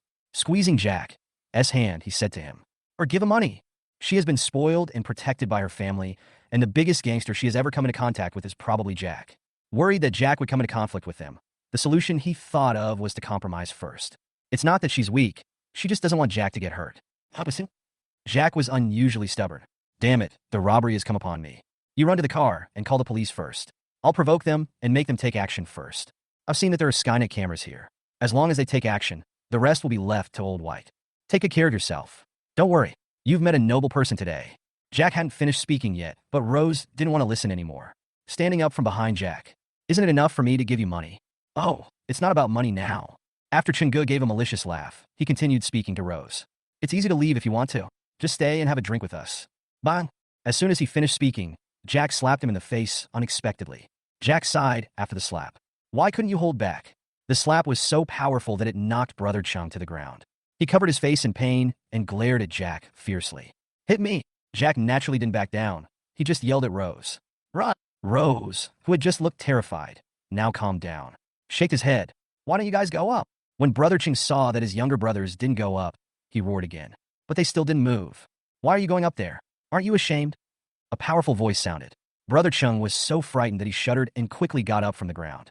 Boss Sue, why are you here? I can handle this kind of small matter. You deal with shit. I asked you to buy me some roses, and this is how you buy them? After Mr. Sue scolded his brother, he walked over with an attentive smile on his face. Jack first, and then looked at Rose. Rose, I'm sorry this scared you. Uncle Sue, I want to apologize to you. It was my fault for not managing the place properly. After saying that, he glared at Brother Chung coldly. Come here and apologize to Rose. Did you just say something you shouldn't have? Slap yourself in the face. At this time, Brother Chung also realized that this beautiful girl was someone he could not afford to offend. He was so scared that he was shaking and almost collapsed to the ground. I'm sorry. I didn't recognize the great man. Please forgive me for my mistakes. As he spoke, he slapped his mouth hard. This scene stunned everyone around him. That's enough. Rose said this coldly and looked at Mr. Sue. Uncle Sue, you can handle it yourself. I'm leaving first. Thank you for arriving on time. After all this commotion, Rose no longer had the heart to stay. After saying that, he looked at Jack. Idiot, pack up and go back. Jack finally came to his senses. Chapter 25, it's terrible. The whole street is your dad's project? Is Mr. Sue the person in charge of this area? Why didn't you say so earlier? Rose said in a coquettish voice. I was also scared at first. Besides, I've never seen anyone like that before. After saying this, the look he gave Jack became particularly gentle. You looked so handsome when you stood in front of me just now. Jack shivered at the look. He quickly explained. Don't get me wrong. I was just so scared that I couldn't walk. It has nothing to do with you. A beautiful curve appeared at the corner of Rose's mouth. You believed Jack's words. If he was really scared, he wouldn't have stood up and slapped Brother Chung when he insulted him. Rose may never forget what happened today. Jack, next time you encounter something like this, don't be so impulsive. The other party has more people and more power, so don't act on your own. At worst, we'll settle the score later. Jack understands the big principles better than anyone else. At first, he even thought about abandoning Rose and running away alone. It's just that when something like this really happens, I can't do it. But he still said it stubbornly. Don't worry, I will definitely run faster than you next time. Rose pursed her lips and looked very happy. By the way, business is pretty good today. Let's continue tomorrow. We'll talk about it tomorrow. Can't you just stay with me a little longer? You're not my girlfriend. Why should I accompany you? There was an eerie silence in the car. After a while, Rose finally made up her mind, muttering quietly. How can I be your girlfriend if you don't ask me? Jack's mouth twitched, but he still stared out the window and pretended not to hear. Fearing that Rose would continue to interrogate him, Jack simply pointed to a traffic light. Just leave me there. I remember I need to buy something for Old White. Rose said, I'm with you. No need. It's inconvenient for a girl like you to buy men's personal items. Let's go bye. See you next time. Jack said, waving his hand and closing the car door. Seeing Rose still looking at him through the car window, Jack suddenly quickened his pace. As he walked, he muttered to himself that this world was too crazy and completely different from the trajectory of his previous life. You're back. It was already past 9 o'clock in the evening when we got home. Mr. and Mrs. Bai were sitting on the sofa watching TV. Jack initially thought they would blame him for coming back so late, but they were surprisingly calm. Have you eaten? Jack heard Hime's question. He realized that he had not had dinner yet. At first, I was thinking about having a barbecue with Rose after selling the clothes. But what she said in the car was so scary. I was so scared that I forgot to eat. Have you? Just when he was about to trick Hime, his stomach growled twice. Okay, I'll go cook you some noodles. Rose just called and specifically told me that you didn't have dinner. Please sit down for a while. Hime said this and got up and went to the kitchen. After Jack sat down, Walter White deliberately turned down the volume of the TV. Rose's father also called me just now and came over to thank me. He also said that we should take some time to get together as two families. What do you think? Lao Bai spoke so loudly that Hime in the kitchen could hear him. Turning down the volume of the TV also made it easier for her to eavesdrop. Jack noticed what Walter did and naturally spoke louder. He's a big boss who's so busy, let's not cause trouble. If people knew about this, they would think we were trying to climb the social ladder. Lao Bai nodded and stopped worrying about this issue. Not long after, Hime came out with a bowl of noodles. He talked in a rambling manner. I don't know what your relationship is with Rose, and I don't want to ask too much. From the bottom of my heart, I don't want you to fall in love so early, but if you really like it, I won't object. If you don't like it, then tell the girl as soon as possible. Rose calls Jack so frequently, and as someone who has experienced this, how could Hime not know what the little girl is thinking? You're right. It's not appropriate for us to have a party at a fan's house right now. After all, we don't have the right identity. Jack slurped his noodles and gave Hime a thumbs up. Great idea, Mom. Hime rolled her eyes and continued. The results of your teacher's examination are out, and the situation is not very good. Teacher Ho prescribed medicine for him, and he needs to rest. If you have time, you can visit him more often. Jack nodded. Even if she didn't say it, I would go to see Lao Shu. Maybe you can even take some cigarettes and alcohol with you. Eat slowly and don't choke. Hime sat next to Jack and watched him eat noodles. Jack swallowed a mouthful and thought of something. Without even looking up, he said, When are you free? Shall we go to Grandma's house? Grandpa and Grandma want to visit too. Hime was very pleased and said softly, You still have a conscience and think of them. Jack looked at her and smiled a little embarrassedly. Not really. The main thing is that I'm about to go to college, so the old man should at least give me some red envelopes, right? Shall we go and take a walk with those aunts and uncles too? Bang! Hime patted the table and stood up. Staring at Jack, his breathing became visibly rapid. Why did I give birth to such an ungrateful person like you? Hime is different from Bai Xingxue. If she says she will hit someone, she really will. Jack quickly put down the bowl, stood up, and kept some distance. Anger is bad for your health. I advise you to calm down. Calm down? Come here. I'll calm down if you come here. Past. Jack went there because he was crazy. Then you better calm down. I'm going back to the room and sleep. Old White, please help me wash the dishes. Thank you very much, Jack said, rushed into his room and locked the door. His room has an independent bathroom, so there is no need to go out to wash. When Hime saw Jack enter the room, the anger on her face disappeared all of a sudden. After a while, I couldn't help laughing out loud. This bastard is getting more and more slippery. So, you didn't catch it when you could, but now you can't catch it, right? Lao Bai complained as he collected the dishes on the side. Who knew time would pass so quickly? Look how obedient and cute he was when he was little. Lao Bai just smiled. Jack, you have been a troublemaker since you were a child. This child misses his grandparents, but he just doesn't want to say it out loud, so he made up an excuse. Let's take him to see the old man in a few days. Hime nodded. She thinks she knows her own baby very well. Okay, I'll take a few days off. Also, call Jiangzhe and tell him that there's no need for the party. If there's a chance in the future, let's treat them to a meal. Jack may not know what Jiangzhe is thinking, but how could you not know? Our two families are not of the same kind. The so-called gathering is probably to remind us so that we can see the difference and not have any unrealistic ideas. Hime and Bai Xingxue were not fools. They did not believe that a big boss with a net worth of billions would treat them to dinner for such a small matter. They guessed Jiangzhe's intention at once. If you really just want to say thank you, then just say it over the phone. Neither he Ime nor Bai Xingxue thought of using this incident to get in touch with the big boss Jiangxia. No. Chapter 26 Breakfast. There are many things I am not used to after my rebirth, especially at night, when that feeling of emptiness suddenly comes over me. Jack wanted to go to bed directly, but I couldn't fall asleep no matter how hard I tried, tossing and turning in bed. After working hard for an hour, I finally sat up and went to the computer. After logging into QQ as usual, I received a series of messages. Looking at the shaking avatar above, Jack clicked on them one by one. Almost all of them came to ask him about purchasing matters. He simply copied and pasted a sentence saying that if you have any questions, just call me for consultation. The class group was as lively as ever, and the most discussed topic was setting up street stalls.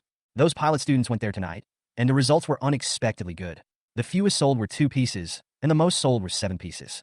The profit of each piece ranges from more than 10 yuan to 20 or 30 yuan. Calculated this way, it is much better than those who work in restaurants and factories during the summer vacation and earn 700 or 800 yuan a month. No wonder so many people ask. Jack muttered something and then remembered something and sighed in annoyance. Damn it, business is so good tonight. Why did you forget to ask Rose for a share of the money? I'm so angry. Jack thought about it, the more uncomfortable he felt. After opening the chat box with Rose, he suddenly thought of what Rose said in the car. He shuddered but still endured it. Although Rose now acts like a spoiled little girl, deep down in her heart, she has an innate pride.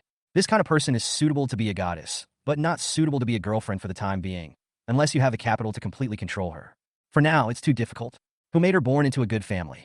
Forget it, just feed it to the dog. If Rose knew what Jack was thinking, she would be furious. At this moment, she was lying on the bed, counting money. While counting, he also muttered to himself. 1,608 for 1,500 for a cell phone. Just a little bit more? If I keep it there for a few more days, I'll be able to buy him one. With a phone, we can get in touch anytime. Rose also thought about buying Jack a mobile phone with her own money, but she gave up when she thought about his temper. During high school, Jack had a strong sense of self-esteem. If I really did that, he would feel that it was a kind of charity. So I thought about working together to earn money to buy him a cell phone. But this bastard obviously doesn't want to go anymore. How can we trick him out? Rose also suffered from insomnia, and all she could think about was Jack. Is Mr. Bai's business going well? Jack came online for a while. He was chopping off Zuma Master and Legend and waiting for the dragon slaying sword to drop when he heard a beeping sound. I clicked on it and saw it was a message from Fiona. It's still okay. At this rate, I should be able to become the richest man in Hanjiang City in the near future. Listening to Jack bragging, Fiona gave a snickering expression. Then I wish you good luck. I have some resources from TV stations and newspapers at home. If you need anything, please let me know. Fiona and Rose have different personalities. Rose has always been strong. As long as she believes something is right, she will do it without any hesitation. Fiona will seek the opinions of the parties involved. Even if I'm just rejected, as long as I'm told no, I will really not do it again. So you can't be polite. Not at the moment. I'll tell you if I need it later. Thank you very much. Fiona's reply was also simple. Contact in advance. After she finished speaking, her profile picture turned gray. Jack does need to contact the TV station. After the sportswear brand is established, it is necessary to use bombardment-style advertising to quickly increase brand awareness. Moreover, whenever he turns on the TV, he hears commercials saying that no gifts will be accepted during the holidays. He is tired of hearing this and wants to change his taste. Early in the morning, Jack was awakened by a knock on the door. Old White, go to work. Why are you looking for me? Jack went to bed very late last night. It's just past 8 o'clock, which is just the right time to go to bed. He stared at the panda eyes and complained sleepily. Rose is here, and you're still sleeping. Jack quickly glanced at the living room and saw Rose sitting on the sofa, looking at him with a sweet smile. Jack's mind, lingering. I wouldn't bother you anyway, so why did you come to my door? Go wash up. Lao Bai was dressed in a suit and tie, wearing a pair of gold-rimmed glasses, and it seemed that he was planning to go to the office. But Rose came at this time, forcing him to give up his original plan. What's up? After taking some time to wash up, Jack came to Rose with a slightly impatient tone. No one would be happy if someone's sweet dreams were disturbed so early in the morning. I'm here to pick you up and take you to the garment factory. Didn't we agree that I'll be your driver? Rose was no longer surprised by Jack's attitude, still smiling. Lao Bai was looking at the newspaper that had just been delivered today, glancing at the two of them from time to time. I felt confused too. He knew that his son had had a crush on this girl for 3 years in high school. I was even called in by Lao Shu for a talk about this matter. Jack was also specially educated. But judging from the current attitudes of the two people, this is a little different from what I heard before. Who has a crush on whom? Are you serious? Jack looked surprised. I originally thought she was just talking yesterday, but I didn't expect her to be serious about it. A rich lady serves as your own driver? What else? Rose blinked. Boss, when do we leave? Jack heard Rose calling him boss. He felt a little elated. This feeling was great. Jack glanced at Walter and sensed his discomfort. He would no longer waste his time acting as a supervisor here. Let's go. Just in time to check yesterday's business data. Rose's car was parked downstairs, and Jack sat in the passenger seat and fastened his seatbelt. Rose said after getting in the car, "What do you want to eat in the morning?" In his previous life, Jack basically had no habit of eating breakfast. He would sleep until he woke up naturally and then eat lunch. If Rose hadn't reminded him, he would have forgotten about it. "Have you got a meal yet?" "There is an Annie who makes breakfast at home. I came here after I ate." Seeing that Jack stopped talking, Rose turned her head and looked at him. "What's wrong?" Jack sighed. "It's okay. Just go to the garment factory. I can't eat anymore. In my previous life, I was not rich enough to have a special aunt to cook for me. The more I think about it, the angrier I get." Rose didn't say anything else, but drove the car to the entrance of the community and stopped on the side of the road. Without asking Jack, he walked directly to the breakfast shop next door and bought 2 buns and a bag of soy milk. Skipping breakfast hurts your stomach, so you'd better eat a little. Seeing Jack staring at her blankly without moving, Rose added, "Eat it first and see how it tastes. If it doesn't taste good, tell me and I'll bring it back to you from home tomorrow morning." Jack took it slowly. For some reason, he felt an indescribable feeling in his heart. "You are so good to me. Don't you want to have my love all to yourself?" Rose's pretty face turned red, and she stepped on the accelerator. "You talk too much. Even eating can't stop you from talking." Chapter 27 Rich People. "Boss bye. You are here." Rose drove the car directly into the garment factory. After getting off the car, Soo-jung came over with a group of people to greet us. He smiled more often. "Uncle Soo, are yesterday's data out?" This is what Jack cares about. Jack was still worried before getting accurate data results. "We have to recover more than 1 million yuan in 7 days. The time is too tight and the task is too heavy. Here are the detailed data. Please take a look." "Boss bye. You are really a great blessing to our factory." As Soo-jung spoke, he handed a data report to Jack. When Jack was looking at the data, he noticed that Rose was also looking at it, so he lowered the paper a little to make it easier for her to see. From the first order after 1 p.m. yesterday to the last order at 11 p.m., a total of 17 orders were placed, with 582 items. The total income is 17,460 yuan. This data is already very good. At this time, Soo-jung was explaining beside him. "This is just yesterday's data. Many people just found out about our model and called to confirm, but didn't have time to come over. Today will definitely be a big hit. And if this trend continues, more and more people will come to buy goods. Do you think we need to set a threshold? Leave small orders to agents? Should we only be responsible for large orders?" The problem of increased order volume was also exposed. The factory has never used this model before and does not have many staff. Now everyone who takes orders is doing the job of 2 people, working day and night. There is no problem in the short term, but it will become unbearable after a long time. Jack also thought about this question, but shook his head at Soo-jung. "Everyone please work hard during this period. Once this batch of goods is processed, we will no longer use this model." "Ah, this?" Jack finished speaking. There was an uproar among the crowd in the factory. "This model obviously has a bright future. As long as you continue to do it, you will definitely make a lot of money. Why do you just stop doing it?" Jack didn't explain much. He just said to them, "Once this model becomes popular, others will follow suit. Our costs are high, and we can't compete with them. We have to transform. I have already discussed the specific plan with my uncle, but it is not convenient to disclose it to you for the time being. Don't worry, the factory will only get better and better in the future." Having said that, Jack hesitated for a while before making up his mind and spoke to everyone. "When the transformation is successful, you will all be the founders of the factory. I will then give you some bonus shares and distribute a portion of the company's profits to you all every year. As long as the company makes money, everyone will definitely make money too." "Really? That's just wonderful. Boss Bai is wise." The people Soo-jung brought with him were all middle and senior leaders of the factory. "I came here today just to meet Jack. I first saw that Jack was just a young boy. I looked down on him. But when he heard about dividends, his eyes lit up. In 2004, national wages were generally not high, and they were already better off than most people if they could earn 3,000 or 4,000 yuan a month. If you add in the company's dividends, then we are definitely considered a high-income earner. Everyone work hard. There are opportunities everywhere in the market now. You don't have to worry about not being able to make money. A bad check is the most deadly." Just a few words aroused the enthusiasm of a large number of people. After Soo-jung sent everyone back to their work posts, Rose pulled Jack's arm and asked, "Are you going to transform? What about what you promised my cousin?" "Don't worry, there are other arrangements. As long as your cousin is not stupid, just wait and make money." Rose didn't know why, but she had an inexplicable trust in Jack. "I really won't ask. Anyway, Jack has said so, so if my cousin still can't make money, it means he is a fool." "Jack, what are your plans for today? Stay in the factory or?"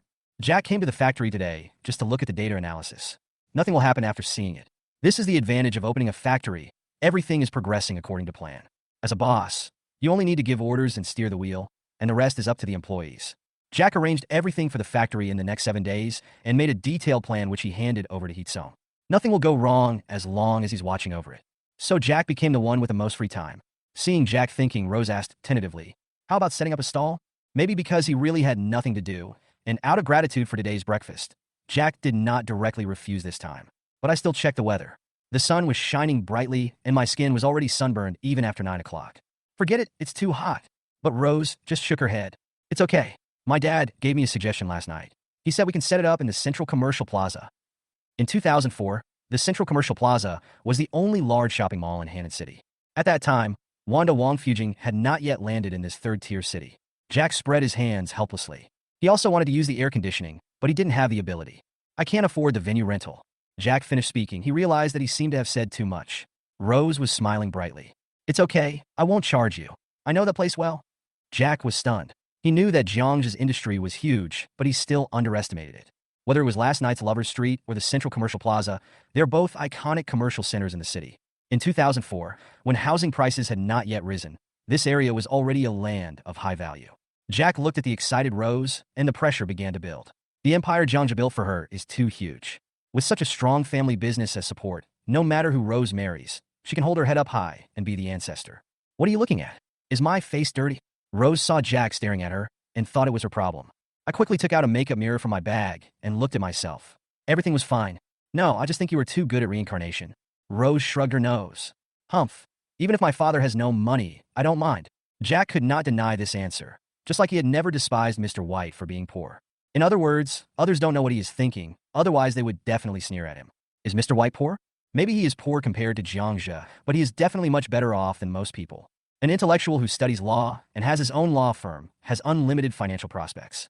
It's just that the money has always been managed by the stingy Hime, so Jack doesn't have the awareness of being a rich second generation.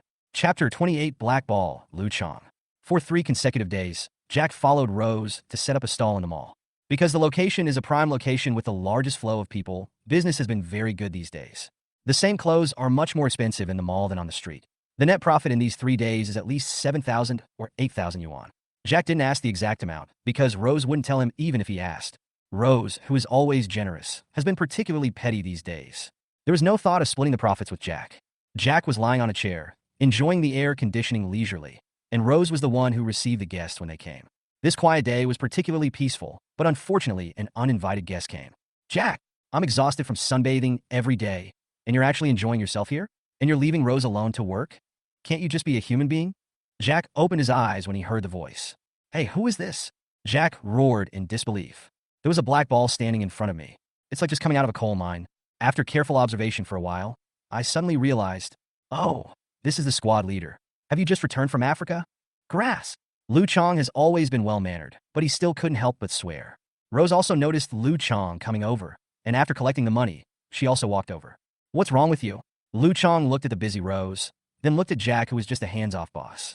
The more he thought about it, the angrier he became. "I really don't understand where I lost. Get the goods. Give me a discount. The quality cannot be bad." Lu Chang is also direct. The reason why he went to the mall to make himself uncomfortable was to get cheaper goods. Are you dreaming? 31 pieces aren't cheap. Although the cost of making each piece of clothing is less than 20 yuan, the minimum selling price is 30 yuan. It's no use no matter who says it. "Jack." This time Lu Chang softened his tone. He took off his ice sleeves. Rose saw his arm. She covered her mouth. Jack was also surprised. Lu Chang ignored their expressions. He silently covered his arms with his ice sleeves and spoke slowly. "This weather is so hot that it can make your skin peel off. Can you imagine a group of children who are a few years younger than us harvesting wheat in the field under the scorching sun? I'm such a jerk. I started thinking about the poor quality and style of the clothes sold in the towns, so I took the bus to the more remote towns to sell them. It's selling well. The styles are new and good-looking. They're much better than what they wear. I sold more than 70 pieces in 2 days.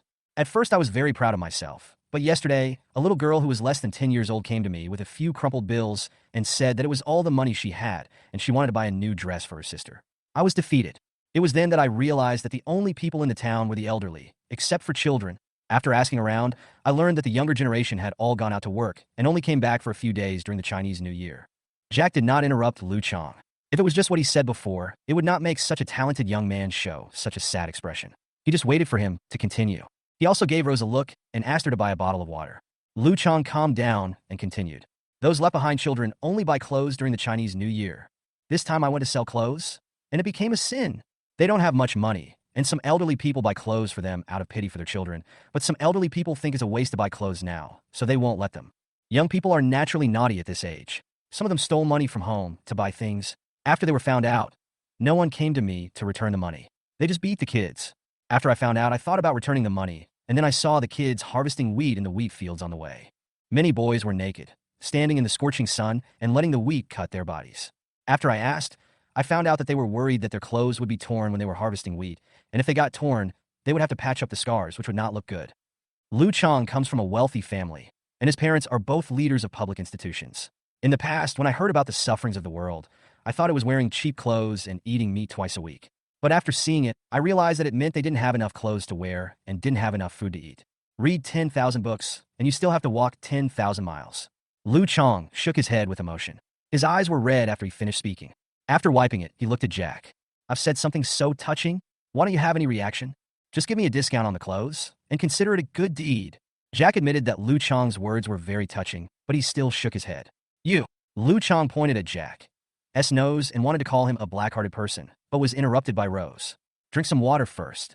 Jack, what are you thinking about? Lu Chang took the water, unscrewed the cap, took a big sip, and then looked at Jack.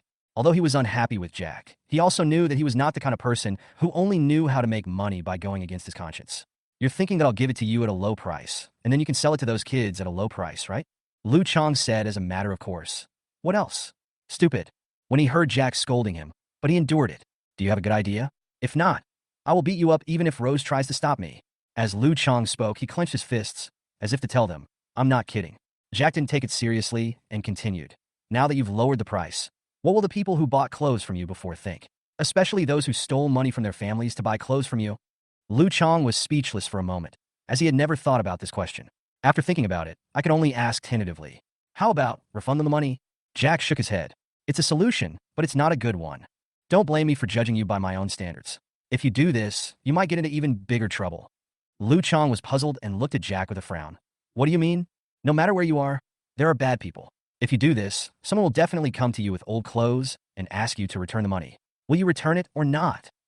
If you back off, you're obviously being ripped off. If you don't back off, they'll start making a scene and maybe even start fighting. Hearing what Jack said, Lu Chang frowned even deeper. No way. Is there really such a person? Lu Chang grew up in a greenhouse and had never seen the evil nature of human nature, but Jack had seen it for real. The word shameless really has no bottom line. If you don't believe me, you can try it. Lu Chang felt scared when he thought about it. He shuddered and shook his head like a rattle. Forget it. Tell me your solution. Some people are like this. Even if their own lives are not satisfactory, they just can't bear to see the sufferings of the world. Jack knew that he was not qualified to give alms to others since he could not even support himself.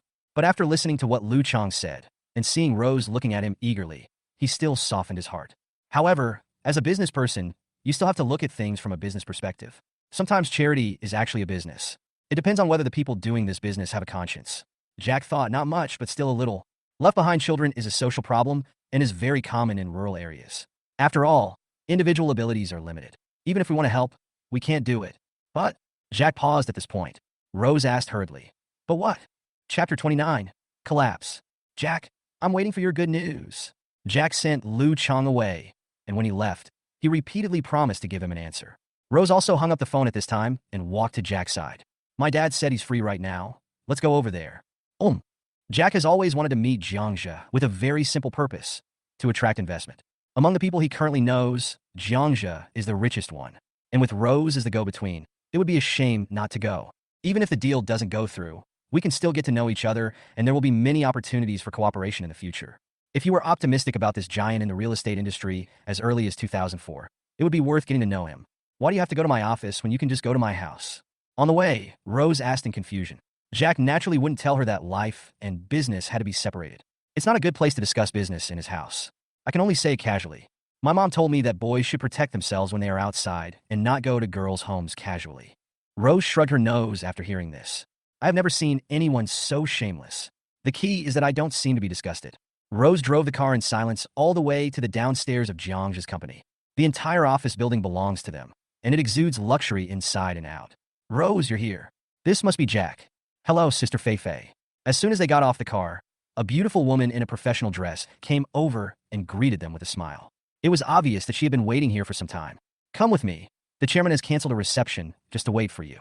Fei Fei has a pleasant voice, and her service etiquette is impeccable. Jack followed her into a special elevator and pressed the button for the 28th floor. This is the highest floor of this office building. The entire floor is Jiang's office area, and no one can come up here without his permission. Fei Fei brought the two of them up and knocked on the office door. Chairman rose, and the others are here. Can I come in? Jiang put down what he was doing and responded. Cool. Compared with by Xingshue's elegance, Jiang has more of the aura of a superior. Although he's almost 50 years old, he still looks like he is in his 30s. Because of his regular fitness, his muscles are clearly outlined against the background of his shirt. After asking the two to sit down, Fei Fei looked at Jiang and waved to her. Then she consciously left. Jiang poured water for both of them and sat down between Rose and Jack. Without looking at Rose again, he asked Jack directly. I heard from Rose that you want an investment? Jack picked up the water glass and took a sip. Nodded gently. I know you're very busy, Uncle Jiang. I won't take up too much of your time. 10 minutes will be enough. Here's the plan. Please take a look. Jack did not expect Jiang to give him more time out of courtesy. The necessary distance must be maintained. Jiang took the plan and raised his wrist to look at his watch. Let's get started. Jack knows that time is precious and doesn't waste words. We have established our own sportswear brand, and the garment factory is being transformed to fully produce sportswear from the next batch. The future market is huge. Jack spoke for several minutes, most of the time analyzing the market. Jiang was listening attentively, but couldn't help interrupting him later. There is still 4 minutes left, and you only talked about the market. What about your advantages? Jack smiled and was waiting for Jiang to ask questions.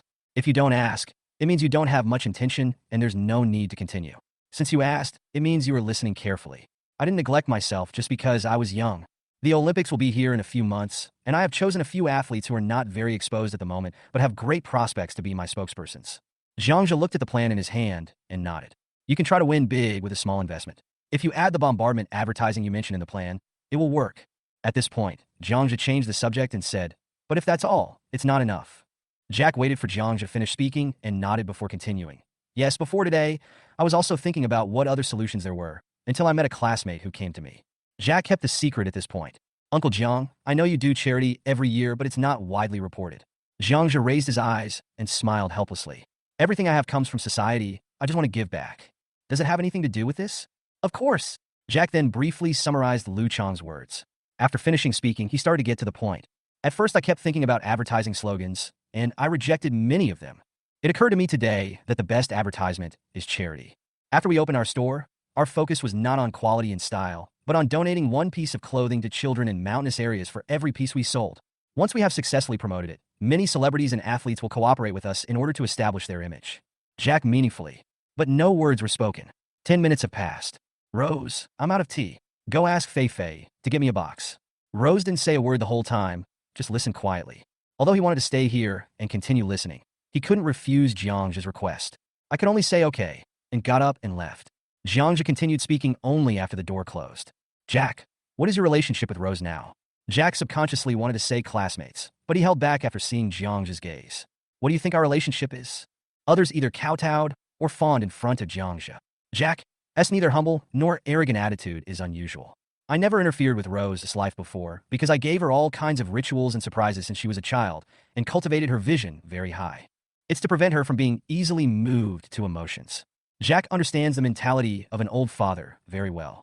My little cotton-padded jacket would be so heartbroken if it was easily kidnapped by someone. He knew what Jiang wanted to say to him, but he didn't point it out. Wait for him to say it himself. That Jack still looked uncomfortable. Jiang continued to drink water calmly, but finally couldn't help it. Even if you don't come to see me today, I'm going to ask you out for dinner. Before I met you, I always thought you were a brat. But after meeting you, I found that you have a sophistication that does not match your age. Having said that, Jiang emphasized it again. It's not maturity, it's sophistication. Jiang's achievements today are closely related to his vision. He is also very good at judging people. Jack smiled. Thank you for your affirmation. Jiang also laughed. You can invest this money, and you can even double it. But I have a request. Jack roughly guessed it, but out of respect, he still said it to Jiang. You say, keep some distance from Rose. It's best not to have any contact with her before you graduate from college. Jiang didn't say anything definite. At least he didn't say don't contact me again. In front of Rose, Jiang always maintained the image of a kind father and always met her requests. But he is a father after all, and his identity means that he cannot accept that Rose has his own feelings at such a young age. After seeing Jack's sophistication, he even suspected that Jack approached Rose on purpose. Jack silently put away the plan on the table. The expression didn't change much. To Jiangzhe, he is too insignificant now. What else can I say? I wanted to separate my life and business, but others mix them together. There is no way the talks can continue because the two sides are not equal. Damn, Jack felt suffocated. Uncle Jiang, I'm sorry to have wasted your time. Don't worry, my original plan was to travel alone after filling in the application form. Jack was about to leave after he finished speaking when Rose came in with tea leaves. Jack, you're leaving.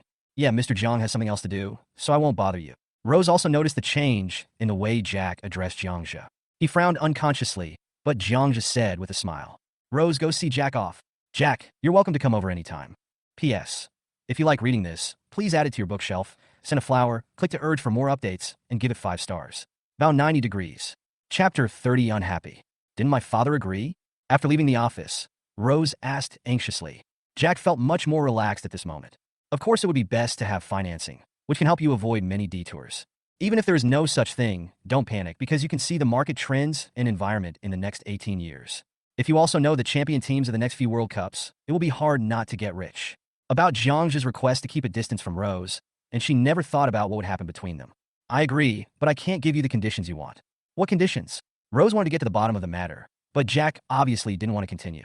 I hailed a taxi and went up. Okay, just send it here. Your father is also very hardworking. Spend more time with him. After getting in the car, Jack opened the window and waved. Go back, I have to get busy. By the way, you don't need to pick me up during this period. I want to go back to my hometown to visit my grandparents. After saying that, he asked the driver to drive away. Jack didn't know what was going on, and he still felt a little uncomfortable for some unknown reason. Rose stood blankly at the intersection until the taxi disappeared around the corner, and then she looked away. Her intuition told her that this time she seemed to have really lost Jack and would never be able to find him again. Her tears suddenly flowed out uncontrollably. After wiping it twice, he hurried to Jiangzhe's office. Jiangzhe upstairs saw this scene clearly through the floor-to-ceiling window, but his expression did not change. He turned around, made a cup of tea, and waited for Rose to come in. What conditions did you propose? Nothing? What's wrong? Why are you crying? Rose had a lot of questions she wanted to ask, but when she saw Jiangzhe's expression, she knew that even if she asked, he wouldn't tell her. He just shook his head and shut up. After taking a deep breath, Rose adjusted her breathing and looked straight at Jiangzhe. Dad, you are busy. I'm leaving first. Instead of wasting time with Jiangzhe, it would be better to go find Jack and ask him, although I don't know where Jack has gone. But just as he was about to leave, Jiangzhe stopped him. Why are you walking? Sit for a while. Your mother will be here soon, and you can go home with her. How long has it been since you last practiced the piano? Jiangzhe rarely became stern in front of Rose. Rose shuddered, hesitating between going and not going. But Jiangzhe didn't give her a chance to hesitate. Enough of playing, it's time to get down to business. Starting tomorrow, I will go to class every morning and come to the company for rotation internship in the afternoon. Rose felt very uncomfortable and wanted to argue with Jiangzhe, but Jiangzhe glared back at her. She has always been a good girl, and she is okay at acting coquettishly and cute, but she does not have the courage to talk back to her parents. The talks have failed, so we have no choice but to take another approach. After leaving Jiangzhe's office, Jack went directly to the garment factory. He was sitting in Heetsung's boss chair with his legs crossed, looking unhappy. Heetsung was not surprised by this. Ever since you told me that Rose is Jiangzhe's daughter, I knew there was no hope. After all, the gap is too big. But don't be discouraged. You are still young and have a bright future ahead of you. Jack shook his head. I'm not discouraged. I'm just a little upset. It's okay to be unhappy. You need to turn your grief and anger into strength. Jack shook his head and stopped dwelling on the issue. By the way, uncle, what did the bank say? The uncle looked very proud. As long as we pay off this loan, the next loan amount can be increased to 1 million.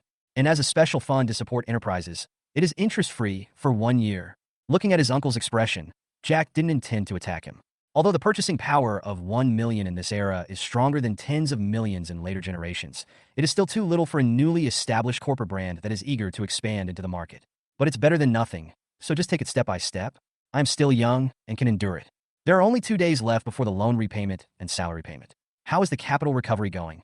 Jack hasn't paid much attention to the garment factory these days. Man proposes, God disposes. Heetsung threw a pile of reports over. Take a look. The original plan was to recover 1 million yuan in funds in 7 days, but at the current rate, it could be completed today. Except for the first day, when I only earned tens of thousands. The rest of the days, I earned more than 200,000. I really have to thank Rose. Many of them came here after seeing the information on the space. And I heard that someone is promoting us on the forum, but I don't know who it is. The internet society is really convenient. Jack pursed his lips. What's the point of saying thank you now? It's still unclear whether we can meet again in the future. Seeing that Jack was in a bad mood, Heetsung realized that he had said something wrong. He chuckled twice and left, saying he was going to inspect the production line. Jack turned on his computer and logged into his QQ. There were so many messages that he was too lazy to reply. Rose also sent a lot of messages. They're all asking what happened. Why did Jack leave, and Jiang should not let him go to find him? Jack didn't reply either. He could understand Jiang's approach very well. If I were in his shoes, I might have been even more ruthless. To ask for your own cotton-padded jacket is like asking for your own life. The class group is a paradise where no one's negative emotions can affect the liveliness inside. In addition to discussing starting a business, the most heated topic was camping a week later. For the 2-day and 1-night trip, Lu Chang arranged for a bus to meet everyone at the school gate.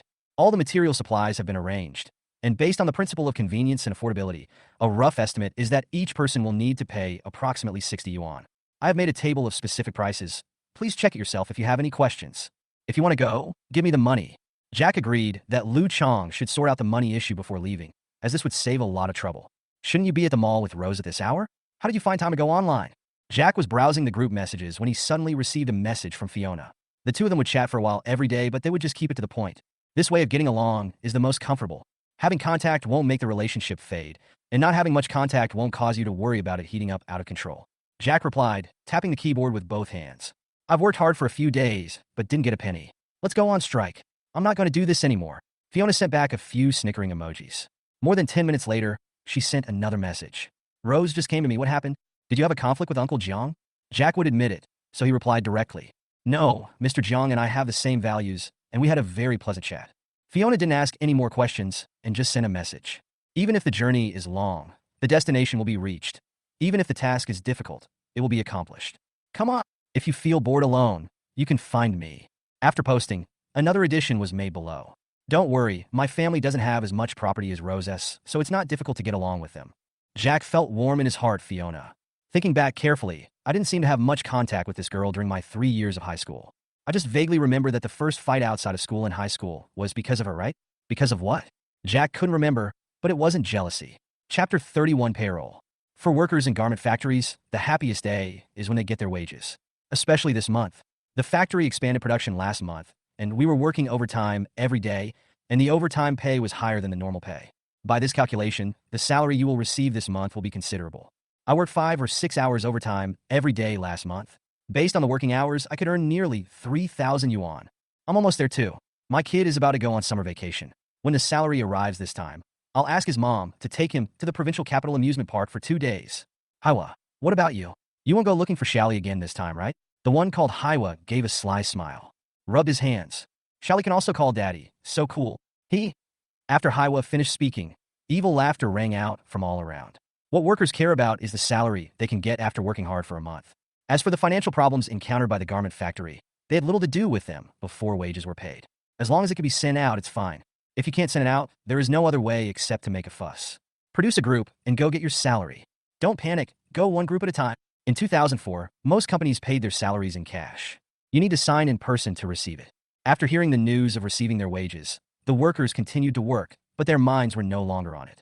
The finance department of the garment factory has already calculated everyone's salary and put them in envelopes. Workers can just give them the money when they come. We will take clear inventory on site and will not be responsible after the goods leave the counter. If you have more, it's yours. If you have less, don't make a fuss. One group of people received the envelope containing their wages with great excitement and immediately opened and counted them. But the more I counted, the more something seemed wrong. There was no sound at the end. Jack was standing right beside them, and seeing their expressions, he didn't say anything. If you have no problem, go back. There are people waiting for you. Jack had been in the factory all this time, and the workers were very familiar with him. Some cunning ones immediately trotted away, as if they were afraid of being stopped if they walked too slowly. Someone took the lead, and the others followed with their heads down. There were just a few people who looked honest and upright, standing there with an air of wanting to say something, but hesitating. After hesitating for a moment, he decided that he had almost walked all the way, so he gritted his teeth and walked towards Jack. Mr. Jack, the salary this time is not right. Jack looked at him. This man was not much older than himself, and his face was still young. To Jack seemed to drain all of his courage. Jack asked with interest, "What's wrong? Did you give me too little?" "No, not." He shook his head. "Too much. Including overtime, I should get 2,780 this month, but I was given 3,000. Jack didn't answer him, but asked, "Everyone else is leaving. Why don't you leave?" "Too many. I don't dare to take it." Jack sighed. There really are honest people. If it were him, he would have run away long ago. This is this month's bonus. As long as the company's profit reaches the target, there will be bonuses in the future. Jack patiently explained to him and even asked for his name before he left. This kind of person may not be suitable for doing business, but he can definitely make people feel at ease when doing things. Oh my God, why is the salary so much higher this time? After the wages were paid, the workers in the production workshop showed expressions of surprise. At first I thought that only I had more money and there was something wrong with the financial accounting. But when I asked later, I found out that everyone had received too much. Haven't you heard? This is the bonus that Jack gives us. Jack is so generous. I originally planned to stop after this month, but now I won't leave even if you kill me. Yeah, 3,000. My brother-in-law, who is a teacher, doesn't have that much. I wonder if he will look down on me again in the future. I'll tell my wife later that I only got 2,500 yuan, and the rest he. While everyone was discussing, Jack walked into the workshop under the leadership of Heat-sung. Everyone around him greeted him warmly with bright smiles on their faces. Please stop what you are doing. Jack has something to say to everyone. The garment factory has 3 workshops, each with about 100 people. After Heat-sung finished speaking into the loudspeaker, everyone stopped, the sound of machines disappeared, and the entire workshop became quiet in an instant. Jack took the loudspeaker without any stage fright. He found a high place to stand so that he could see the entire workshop. I believe most people are satisfied with today's salary. Satisfied. Very satisfied. Thank you, Mr. Jack. Jack finished speaking. There was a burst of agreement from the audience. Jack continued. This is just the beginning. There will only be more and more in the future. From now on, in addition to your fixed hourly wages and overtime pay, you will also receive a profit-sharing bonus. As long as the factory's profits meet the target, we will give everyone dividends every month. There are many people who make big promises, but few who actually put the pie into the mouths of workers. Jack doesn't mind being a pioneer. At the end, Jack mentioned one more thing. Of course, if you feel that this salary is not enough, there are other ways to make more money. What is the solution? Mr. Jack, can you please tell me? Tell me first, is this against the law? There were many people shouting, and Jack could vaguely hear a few words. He roughly understood their concerns, gestured for everyone to be quiet, and continued. Of course, it's not illegal. If you have any channels, you can find out which clothing stores are closed and planning to sell. As long as it's within the city limits, it doesn't matter which city it is. As long as you provide true and valid information, there will be a reward of $50. Jack's words were like a bomb, causing a stir among the crowd. I thought it would be so difficult. Is this it? Isn't that just shopping? There are many clothing stores on the streets now, and many of them are planning to transfer their businesses because they are unable to continue operating. One is 50, so 100 would be 5,000, right? Mr. Jack, are you serious? Of course it's true. Getting Jack's affirmative answer, everyone was eager to try it. Don't waste the money you pick up. Jack was worried that some people didn't hear or remember, so he had a few display stands placed at the entrance of the workshop. Anyone passing by can see it. After returning to the office, Heat-sung smiled attentively and made a cup of tea for Jack. Then he pulled a stool and sat next to Jack. Jack, what do we do next? Jack paid out nearly 100,000 yuan in extra wages today, and Heat-sung felt the pain for a while. You have to know that after paying off the loan, payment for goods and wages, there is less than 200,000 left. When I think about the first batch of unsold clothes that will be recycled in a few days, I feel a chill down my spine. Chapter 32, Hermit Crab. Next, of course, we need to find someone to take over. Haven't you noticed that our orders have started to decrease? Some factories have already started to imitate our model. Heat-sung certainly knew this, and this was also what he was worried about. Other factories offer lower cost prices and higher recycling prices. It's obviously to grab the market. Jack said to find someone to take over, but it's not that easy. Jack, stop beating around the bush. Jack could say anything. He heard Su Zheng's voice coming from outside the office. Jack, the meeting room is ready, and everyone is waiting. Okay, I'll be right there. Jack stood up, straightened his clothes, and then said to Heat-sung, come on, go, and listen, and you'll know. Heat-sung hadn't seen Su Zheng for 2 days. Knowing that Jack had assigned him a job, he didn't ask.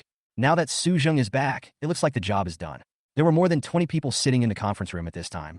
Heat-sung took a look and found that they were all strangers. Sat down quietly in Jack's deputy seat. Boss bye.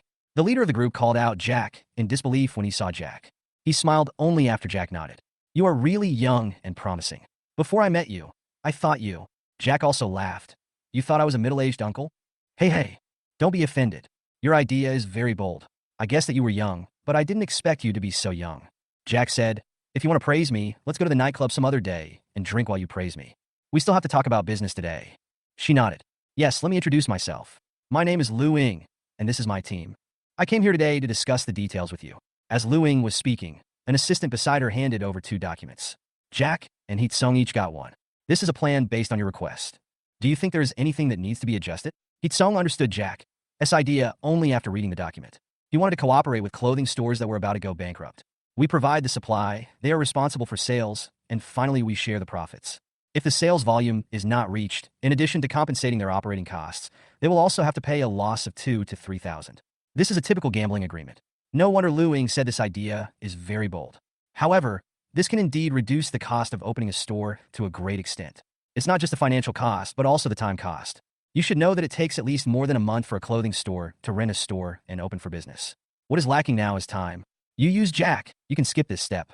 In the proposal submitted by Lu Ying, their team contacted merchants and was responsible for market development. There is no fee if the negotiation fails, but if it succeeds, in addition to the fixed commission of 1,000 yuan, 3% of the store's turnover will be charged for 1 year. Of course, the fees are not in vain, as they will also be responsible for some of the store's marketing and promotion.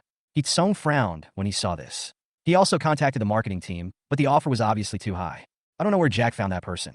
But to his surprise, Jack nodded and agreed without hesitation. I am very satisfied with this plan. Let's follow it. Lu Ying was very surprised by this. You don't want to think about it?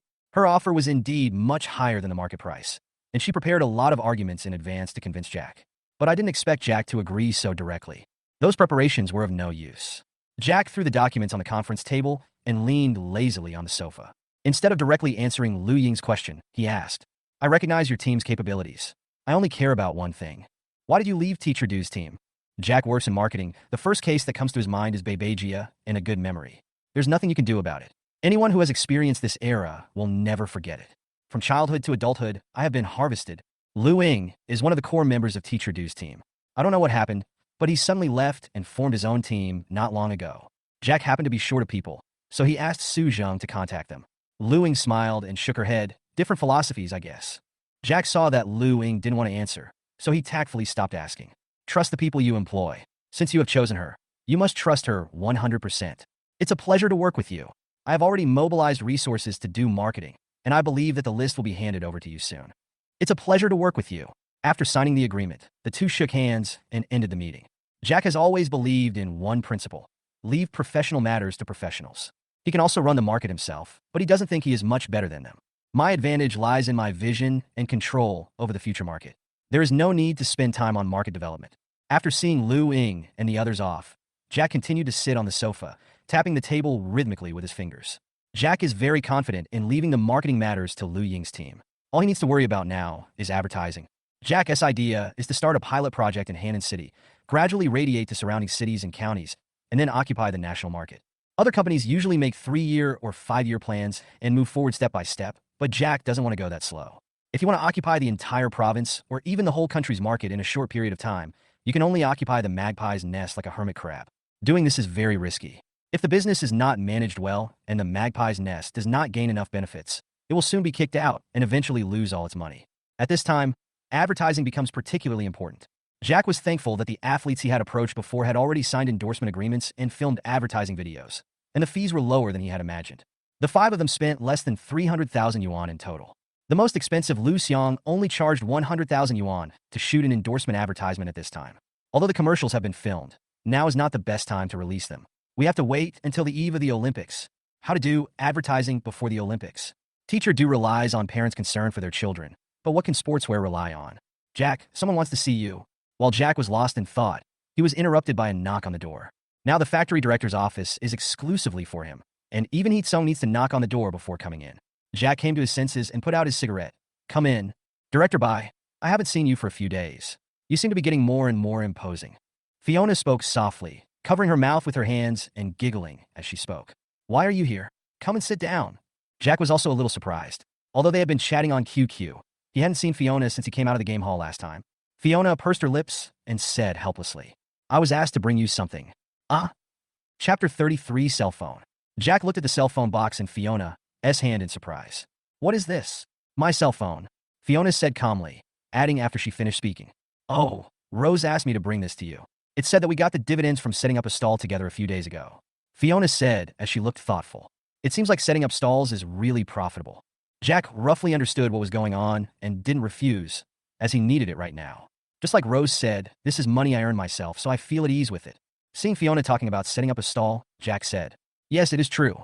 Just look at the monitor, and you will know. He is as black as a ball. Poochie. Fiona had seen Lu Chang's photo in the class group, and she couldn't help laughing when she thought of his appearance. Then forget it. While chatting with Fiona, Jack had already taken out his cell phone. Nokia 7610, this is also the first camera phone with 1 million cameras. The feel is pretty good. Jack found that a SIM card had been inserted and Rose's phone number was saved in the address book. Fiona also saw it and said from the side, "By the way, Rose also asked me to tell you that we'll see each other in college." Jack acted as if he didn't hear Fiona's words and called the office landline with his mobile phone. After seeing the caller ID, I wrote it down with a pen. The number was pretty good, only differing by 1 digit at the end from Rose's new number. "What's your phone number?" "Let me write it down." Fiona's family background is also good. Her father is a university professor, and her mother is the leader of the provincial TV station. They are a typical scholarly family. In his senior year of high school, his parents gave him a cell phone so that they could contact her more easily. Fiona naturally didn't mind and asked again after talking on the phone, "I see you've been writing ads on your desk. What? Are you going to advertise?" Jack has a bad habit of writing down the keywords on paper when he is thinking about something. He also knows that this habit is bad, but he can't change it. So I had no choice but to not let anyone into my office. Jack didn't expect Fiona to come over, so he didn't clean up. He nodded and admitted it generously. "Yes. Well, I just don't know where to start." Fiona hesitated for a while and then asked tentatively, Can you tell me about it?" "Of course, this is the specific content. Please refer to it and find the appropriate method." When it comes to business secrets, they are generally kept confidential, but Jack doesn't think Fiona is a spy sent by competitors. Naturally, I didn't guard against her. Besides, she is an excellent student at Capital University, and Jack also wants to hear her opinion. "The main selling point is charity?" Jack nodded. "Yes." After getting confirmation, Fiona read the entire plan. After closing the plan, he looked at Jack deeply. Jack couldn't understand that look. "Do you usually watch variety shows?" Jack in 2004, but after being reborn, you rarely watch TV because you find it boring. Seeing Fiona asking questions, he just shook his head. Fiona was not surprised at all and continued. "There's a variety show called Very 6+1. Have you heard of it?" "I have heard of it. Why? Do you want me to advertise for the central bank?" "I want to, but I don't have the money." Jack spread his hands helplessly. "If you have a lot of money, who would have these worries? What is needed now is the best publicity with the least amount of money." Fiona shook her head. "There was a guest in one of the previous episodes who was from a small town in our city. His family is not well off, and he has 3 younger brothers and sisters to support." Jack roughly understood what Fiona meant. "You mean for me to contact him?" Fiona nodded. After returning home from the program crew, he has been committed to helping left-behind children in poverty, which has aroused great repercussions in society. The provincial TV station will also interview him in a while. If he can mention your clothing brand during the interview. Fiona didn't say anything else. She believed Jack would understand the rest. But Jack still had some questions. The TV station won't allow this kind of advertising placement, right? The TV station is also very stingy. If it is not their own business, they will even put a thick layer of mosaic on the mineral water for fear that others will take advantage of it. Fiona smiled slyly. "As long as you don't act too deliberately, it will be fine. You can just treat the TV station's leaders to a meal. As for how to invite you, it's up to you." Jack stared at Fiona blankly after hearing this. The maturity she displayed was not at all like that of an 18-year-old girl. A young girl who just finished the college entrance examination is so knowledgeable about the ways of the world. "What's wrong?" Seeing that Jack was staring at her, Fiona felt a little flustered, and 2 barely noticeable blushes appeared on her face. "It's okay, thank you." After Fiona's suggestion, Jack remembered that in 2004, he should give his leaders some thicker local specialties, which was more practical than anything else. Fiona pursed her lips and looked at Jack meaningfully.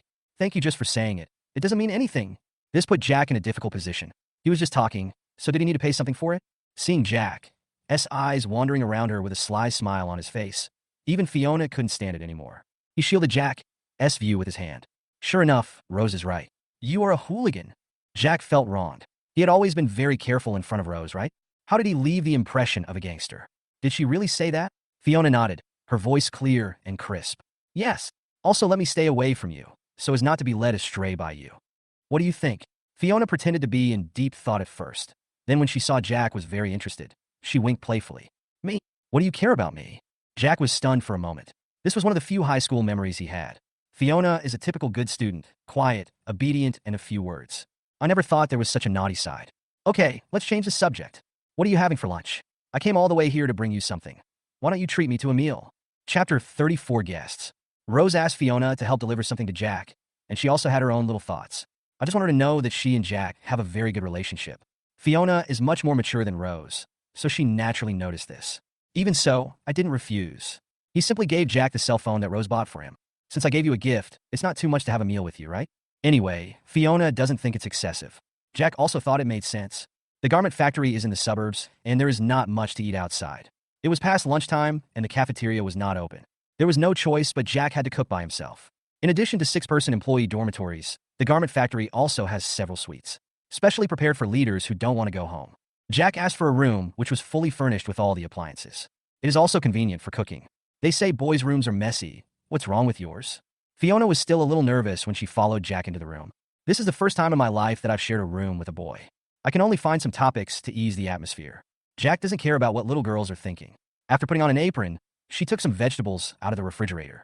He'd sung at people by them all this morning. He asked without turning his head while taking the food. Do you want to hear the truth or a lie? Then you should tell a lie first. The lie is that I am a person who likes to clean up, and I can't stand seeing my house in a mess. Fiona laughed when she heard this and spoke as she laughed. What about the truth? The truth is that there are special Annies here to clean. It's none of my business. If I lived alone, it would be different. Jack added after he finished speaking. Just keep this to yourself. Don't tell anyone, or it will affect my chances of finding a girlfriend. Fiona smiled even more brightly when she heard this. You still have some self-awareness.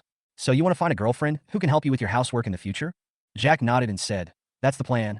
When I got to college, I found a girlfriend and rented a house. It was so wonderful.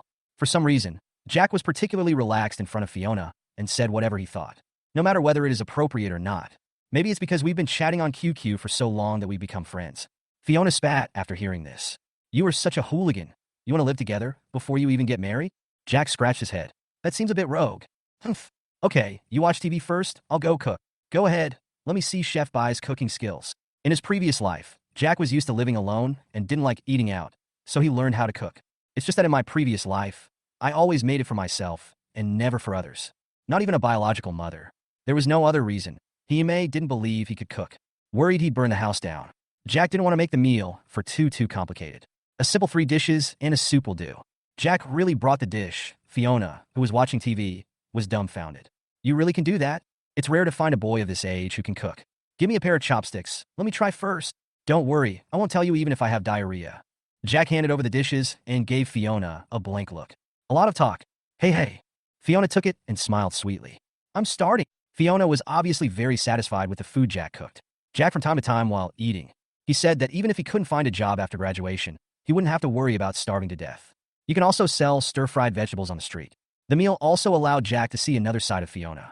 Although she is very mature, she is also a bit naive in her cute and playful nature. Jack, you're done. Go wash the dishes. After eating, Fiona wiped her mouth and spoke naturally. But who knew that Jack would just throw the apron over?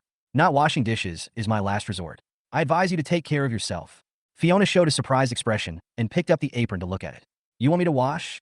Now that you know everything, why don't you move? How do you treat guests like this? It didn't exist before, but it exists now. Fiona pouted, but even though she was helpless, she was finally pushed into the kitchen by Jack. Jack didn't know was that after he turned and left, Fiona smiled, having a great time laughing. It was just an ordinary thing, but she took it very seriously. Did you finish washing? About half an hour later, Fiona came out of the kitchen. Throwing the apron to Jack, he rolled his eyes. If I had known that I would have to wash dishes when eating at your place, I would not have come here no matter what. Okay, the food has been delivered and the meal has been eaten. I'm leaving now. No need to send me off. Fiona put a lot of emphasis on the last few words, because she found that after she expressed her intention to leave, Jack really had no intention of getting up and seeing her off. At this moment, she remembered what Rose said when she complained to her. This guy's really a bastard. Jack pretended not to know and just watched TV. It took a while before he turned his head. Hey, why haven't you left yet? Fiona was furious. She stamped her feet and threw the wool slippers she had just changed into at Jack. Let's talk it over. Don't use your hands. I want to talk to you nicely, but your hand won't listen. Fiona said this without stopping her hands. Throw the other one over as well. He even clapped his hands after finishing. After Jack packed up the pair of slippers he had just unpacked, he glanced at Fiona. How about I give you a ride? The distance from the dormitory to the entrance of the garment factory is not far, and it only takes a few minutes to walk there. Greeted Jack enthusiastically. The respectful attitude made Fiona feel strange, but she didn't ask any more questions. I didn't feel it when I was in the room, but after I came out and thought about it, I realized I was too drunk today. They were silent all the way, and when they reached the door, Jack had no intention of seeing her off to the car. Watching Fiona walking towards the side of the road, just when Jack was about to leave, Fiona turned back. Jack, do you think Capital University is suitable for me? Or Jiangsu and Zhejiang University? Hannan City is a small city in western Jiangxi province, right next to the Jiangsu and Zhejiang regions. The distance from here to Suzhou and Hangzhou is closer than to the provincial capital Yuzhong. Therefore, many candidates from Hannan choose to go to universities in Jiangsu and Zhejiang. Moreover, the universities there are more selective than those in Yuzhong. Jack didn't expect Fiona to ask this. From what he had learned, Capital University had always been her dream. Jack is not a straight man who knows nothing. He is just used to it and doesn't want to face some problems. Without any selfishness or favoritism, Jack answered directly. Capital University. After a while he added, if you go, you may regret it for a year or two, but if you don't go, you may regret it for the rest of your life. Fiona also understood the meaning of Jack's words. After a while, he turned around with a smile. He also raised his hand and waved at Jack. Capital University. That is a dream that many people can never reach in their lifetime. But Fiona felt that there seemed to be something more important than this dream. Even if she was still hesitant before, after today, she was sure. No matter what Jack said, she would never change. After watching Fiona get into the taxi, Jack walked towards the office. Just now, Fiona has given him the phone number and name of the guest who is on very 6+1. He needs to contact him himself for the rest. Chapter 35, Dad's Backstab. Boss Buy. After 3 days of contact, 7 clothing stores are willing to cooperate with us. We have also placed the advertisements you arranged with newspapers and TV stations across the city. You can see our ads on TV tonight and in newspapers tomorrow. Su Bing has agreed to cooperate with us. His request is simple. Apart from money, he only wants us to build a library in the rural school in his hometown. There are still 3 days left before the refund for the first batch of goods. We have roughly calculated that about 30% of the goods may be returned. But don't worry, although our delivery speed has slowed down, we will have no problem digesting this 30%. At the company's morning meeting on Monday, Jack sat in the first seat and listened to the work reports from various departments.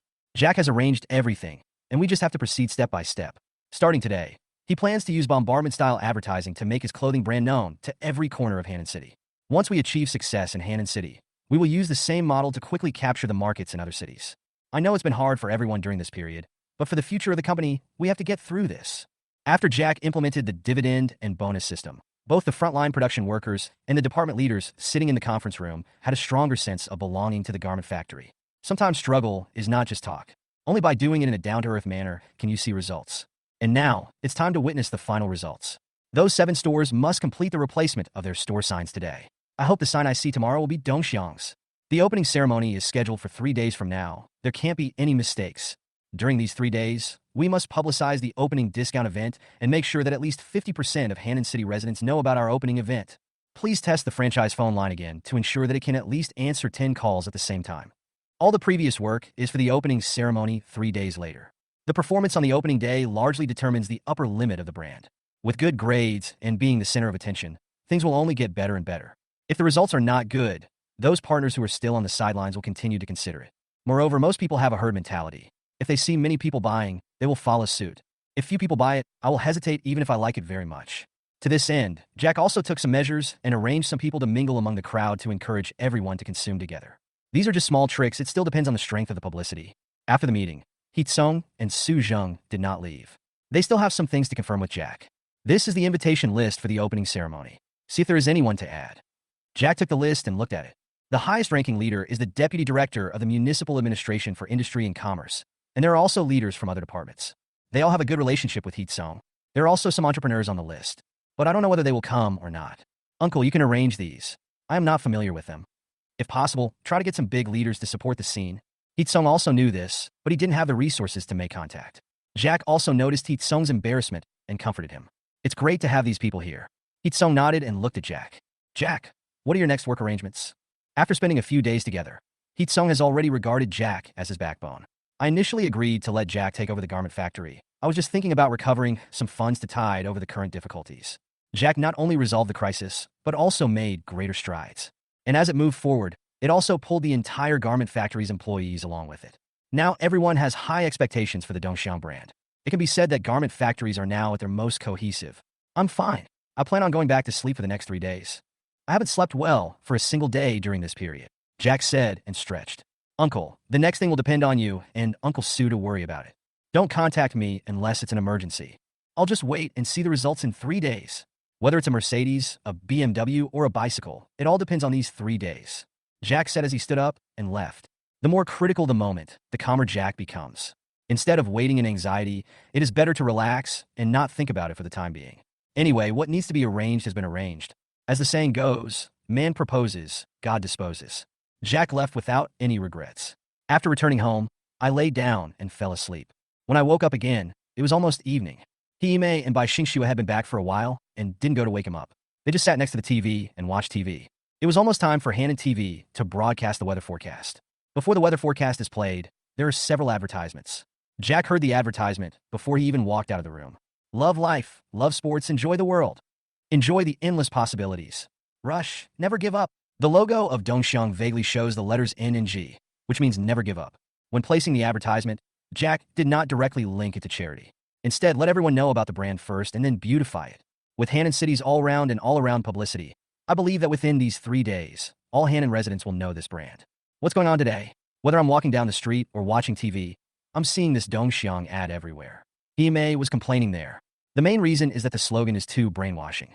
Jack did not tell Hime about the establishment of Dongxiang. Heetsung was also busy during this period and did not call Hime.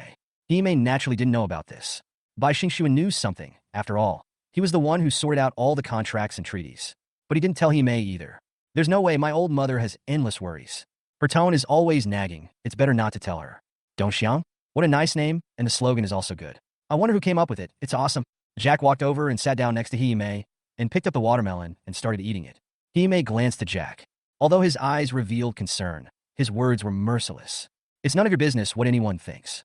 I haven't seen anyone all day. Have you forgotten where home is? Sure enough, the wings are strong enough to fly now. Jack chuckled and walked over to massage Hime's shoulders. I can't fly. I still have to rely on my mother's protection. Hime rolled her eyes in disdain. Tisk. Jack didn't care about Hime's expression and continued speaking. Mother, look, this Dongxiang store will open in 2 days. The opening event is so good. How about buying 2 pieces of clothing for your son? Ahem. Bai Xingxue couldn't bear it anymore and coughed twice to signal Jack to stop. Otherwise, if Hime finds out, who knows how she will deal with him. But Jack pretended not to understand. Why? Old white, you want to too? Let's go and have a look together. Hime also turned around and looked at Bai Xingxue. You like sportswear too? How come I didn't know that? Bai Xingxue sighed and continued reading the newspaper. You guys continue, leave me alone. I just have a sore throat. After hearing this, Hime slapped Jack's hand off her shoulder. I got up and got a glass of water and soaked some Sterculia lignophora in it. I told you to smoke less, but you didn't believe me. Just smell it. Even your child is smelling of cigarettes. No more smoking in the future. Bai Xingxue looked a little innocent and gave Jack a look asking him to help him out. Jack blinked his eyes to show that he understood. After all, father and son are of the same mind and share the same difficulties. Mom, if you don't let Lao Bai smoke, that will cost him his life, right? Let's talk about this. How about quitting smoking? Don't worry, my body is like bacon. The more it is smoked, the more fragrant it becomes. Walter White wanted to secretly give Jack a thumbs up. But before he could do anything, he saw Hime coming over with a broom. What did you say? Dad, smoking is harmful to your health. Don't smoke anymore. Lao Bai put down the teacup in his hand and turned to look at Jack. Asked directly. You're not coming back tomorrow night, are you? Have you prepared your camping supplies? Are there any female classmates traveling with you? Jack's mind went blank. It was over. All was over. I had mentioned the idea of camping to Hime before, but was ruthlessly rejected. Later, when he was smoking with Lao Bai, he told him that he would definitely go and asked him to help keep an eye on Hime. I didn't expect that I would be backstabbed. Sure enough, after hearing this, Hime simply ignored the issue of Lao by smoking. Jack in a bad tone. Jack, explain? Chapter 36 on the road. Mom, I'll hit you if you want. Look, I frown. Anyway, you will think all my explanations now are just sophistry. Jack was also determined to give up. He straightened his back and looked at Hime. The 38-year-old me didn't have the courage to talk back to my mother, but the 18-year-old me did. Hime was just talking and didn't really think about hitting him. Can't bear to. I can only sigh helplessly. I don't want you to go because there are many snakes, insects, rats, and ants in the mountains in the summer. It's not safe. I can't help it if you insist on going. Just prepare the medicine yourself. Don't worry, the camping base will arrange everything. Jack saw that Hime's eyes were still fixed on him. He had no choice but to speak. Sure, don't worry. I'll bring your medicine box with me when I go tomorrow. After hearing what Jack said, Hime nodded reluctantly. Remember, no matter what you do, always take safety measures. Hime's words were ambiguous. As a doctor, she has seen a lot of things. Jack was speechless, wondering what his own mother was thinking. I know. By the way, Rose is going? Hime suddenly thought of Rose and asked casually. Jack shook his head. I don't know. She's been grounded recently, so she probably can't go. That's good. I say that's a pity. As they were not on the same page, Jack didn't bother to pay attention to her and went straight back to his room. Before leaving, he said he would call him at dinner time. If he wasn't really hungry, he wouldn't even want to come out to eat. After returning to the room, Jack picked up his phone and saw a text message. It's so annoying. I want to go tomorrow, but my dad won't let me. I really want to go to college soon. The sender is Rose. Ever since she gave Jack the cell phone, she has been sending him text messages out of habit. When I send text messages, Jack might reply 1 or 2 times, but when I send QQ messages, I get no response. It's okay. When we take the photo tomorrow, I'll leave a space in the middle and find someone to Photoshop you in. Jack just pressed the send button and received a reply soon. That's boring. When we go to college, you can go with me again? This time Jack didn't reply. Rose in mind until she graduates from university. It's the same even if you change cities. Jack never writes a bad check. Early the next morning, Jack was awakened by the ringing of his cell phone. After a confused hello, the other side started yelling. You haven't gotten up yet? Are you coming yet? You want all of us to wait for you? The person who made the call was Lu Chong. In order to ensure that everything went smoothly, he contacted all the people who were going to participate in the camping activity early in the morning. It's just that his tone was very nice to other people, but it was different to Jack. Jack didn't mind this and just hung up the phone. I looked at the time, and it was just past 8 o'clock. I had no idea what was wrong with Lu Chong. After getting up and washing up, Jack was about to go out when he saw a note left by Hee Mei on the coffee table in the living room. There is still $200 below. Although she disagreed with Jack doing this or that, as long as Jack was determined to do it, she would support him. Jack took the money and went out. It's June, and the sun is shining brightly. Jack had already considered this and put on a baseball cap, ice sleeves, and sunglasses. Of course, there is also Hee Mei's medicine box. Jack, how's business going lately? Jack has become a popular figure in the class group recently. From gossip to entrepreneurship, he can be talked about. The person asking the questions was the short-haired girl who went to pick up the goods last time. Jack had some impression of her and remembered that he asked her name at that time. But now I have forgotten it. It's okay. It all depends on your support. Jack finished speaking. He walked over and put his arm around Lu Chong's shoulders. Squad leader, I haven't seen you for a long time. Why are you getting darker? After the last incident of selling clothes in the small town, Lu Chong went further and further down the path of becoming a villain. It seems difficult to recover. He himself is very optimistic about this. None of your business. Jack thought the words sounded familiar, and only remembered it when he saw Fiona covering her mouth and laughing. It seemed like these were the words I gave to Lao Shu when I first went to see him. After Lu Chong finished speaking, he felt secretly happy and no longer gave Jack a chance to speak. After calling everyone over and counting the number of people, he directly guided everyone onto the bus. Then someone started asking, Class monitor, didn't Rose say she was coming? Why can't I see her? Several people came because they heard Rose say she was coming. I was a little disappointed when I didn't see her. At this time, Lu Chong pointed at Jack. You'll have to ask him about that. Jack spread his hands and said seriously. She has been feeling unwell recently, and the doctor recommended that she stay at home and take good care of herself. Thank you for your concern. I will pass on your regards to her. Lu Chong couldn't bear to listen any longer and spoke directly. Jack, you are so shameless. Oh. Although some people were a little disappointed that Rose was not coming, it did not affect everyone's overall mood for the trip. Jack at the back when arranging everyone to get on the bus. Although you can guarantee a seat, it will definitely not be very good. Just when he was feeling proud of his cleverness, he was soon slapped in the face. Fiona waved to Jack, who came up last. Here! Fiona was the first one to come up. After she found a seat, many people wanted to sit next to her, but they were all rejected. Everyone was curious about who she reserved the seat for and thought of many possibilities, but no one expected it to be Jack. At this time, those with good memory have started thinking about the post she posted before. What she said is not important. What is important is Jack's comment below and her reply. Why do I feel like everyone is staring at me? Jack complained to Fiona after he sat down next to her. Fiona blinked and said playfully, Guess. Fiona, if you look at me like that, I can't guarantee that I won't do something crazy. If it was Rose, she would definitely call him a hooligan when hearing this. Then she blushed and turned around pretending to be angry, and she was fine after a while. But this is Fiona. After Jack finished speaking, he continued to look at him with a mischievous expression. Looking at her like this, it's obvious that she is saying, Come here, come quickly. Jack had the intention to do something, but didn't have the courage to do it yet, so he could only turn his head and look elsewhere to divert his gaze. It took more than an hour to drive up the mountain to the camping base, and the students in the car were all chatting. Apart from universities, the most talked about thing is the recent buzz about sports. There's a specialty store downstairs from us. I took a look at the shelves recently, and the styles are all pretty good. Anyway, I plan to buy 2 sets of sportswear when they open to wear in college. Is it expensive? Well, the original price is quite expensive, but there will be a discount on the opening day. Okay, let's go check it out together. I heard that if you make a purchase on the same day, you can participate in a lucky draw, and the highest prize is a mobile phone. Forget it. Do you think I have that kind of luck? Who knows? What if a blind cat meets a dead mouse? Jack fell asleep while listening to their conversation.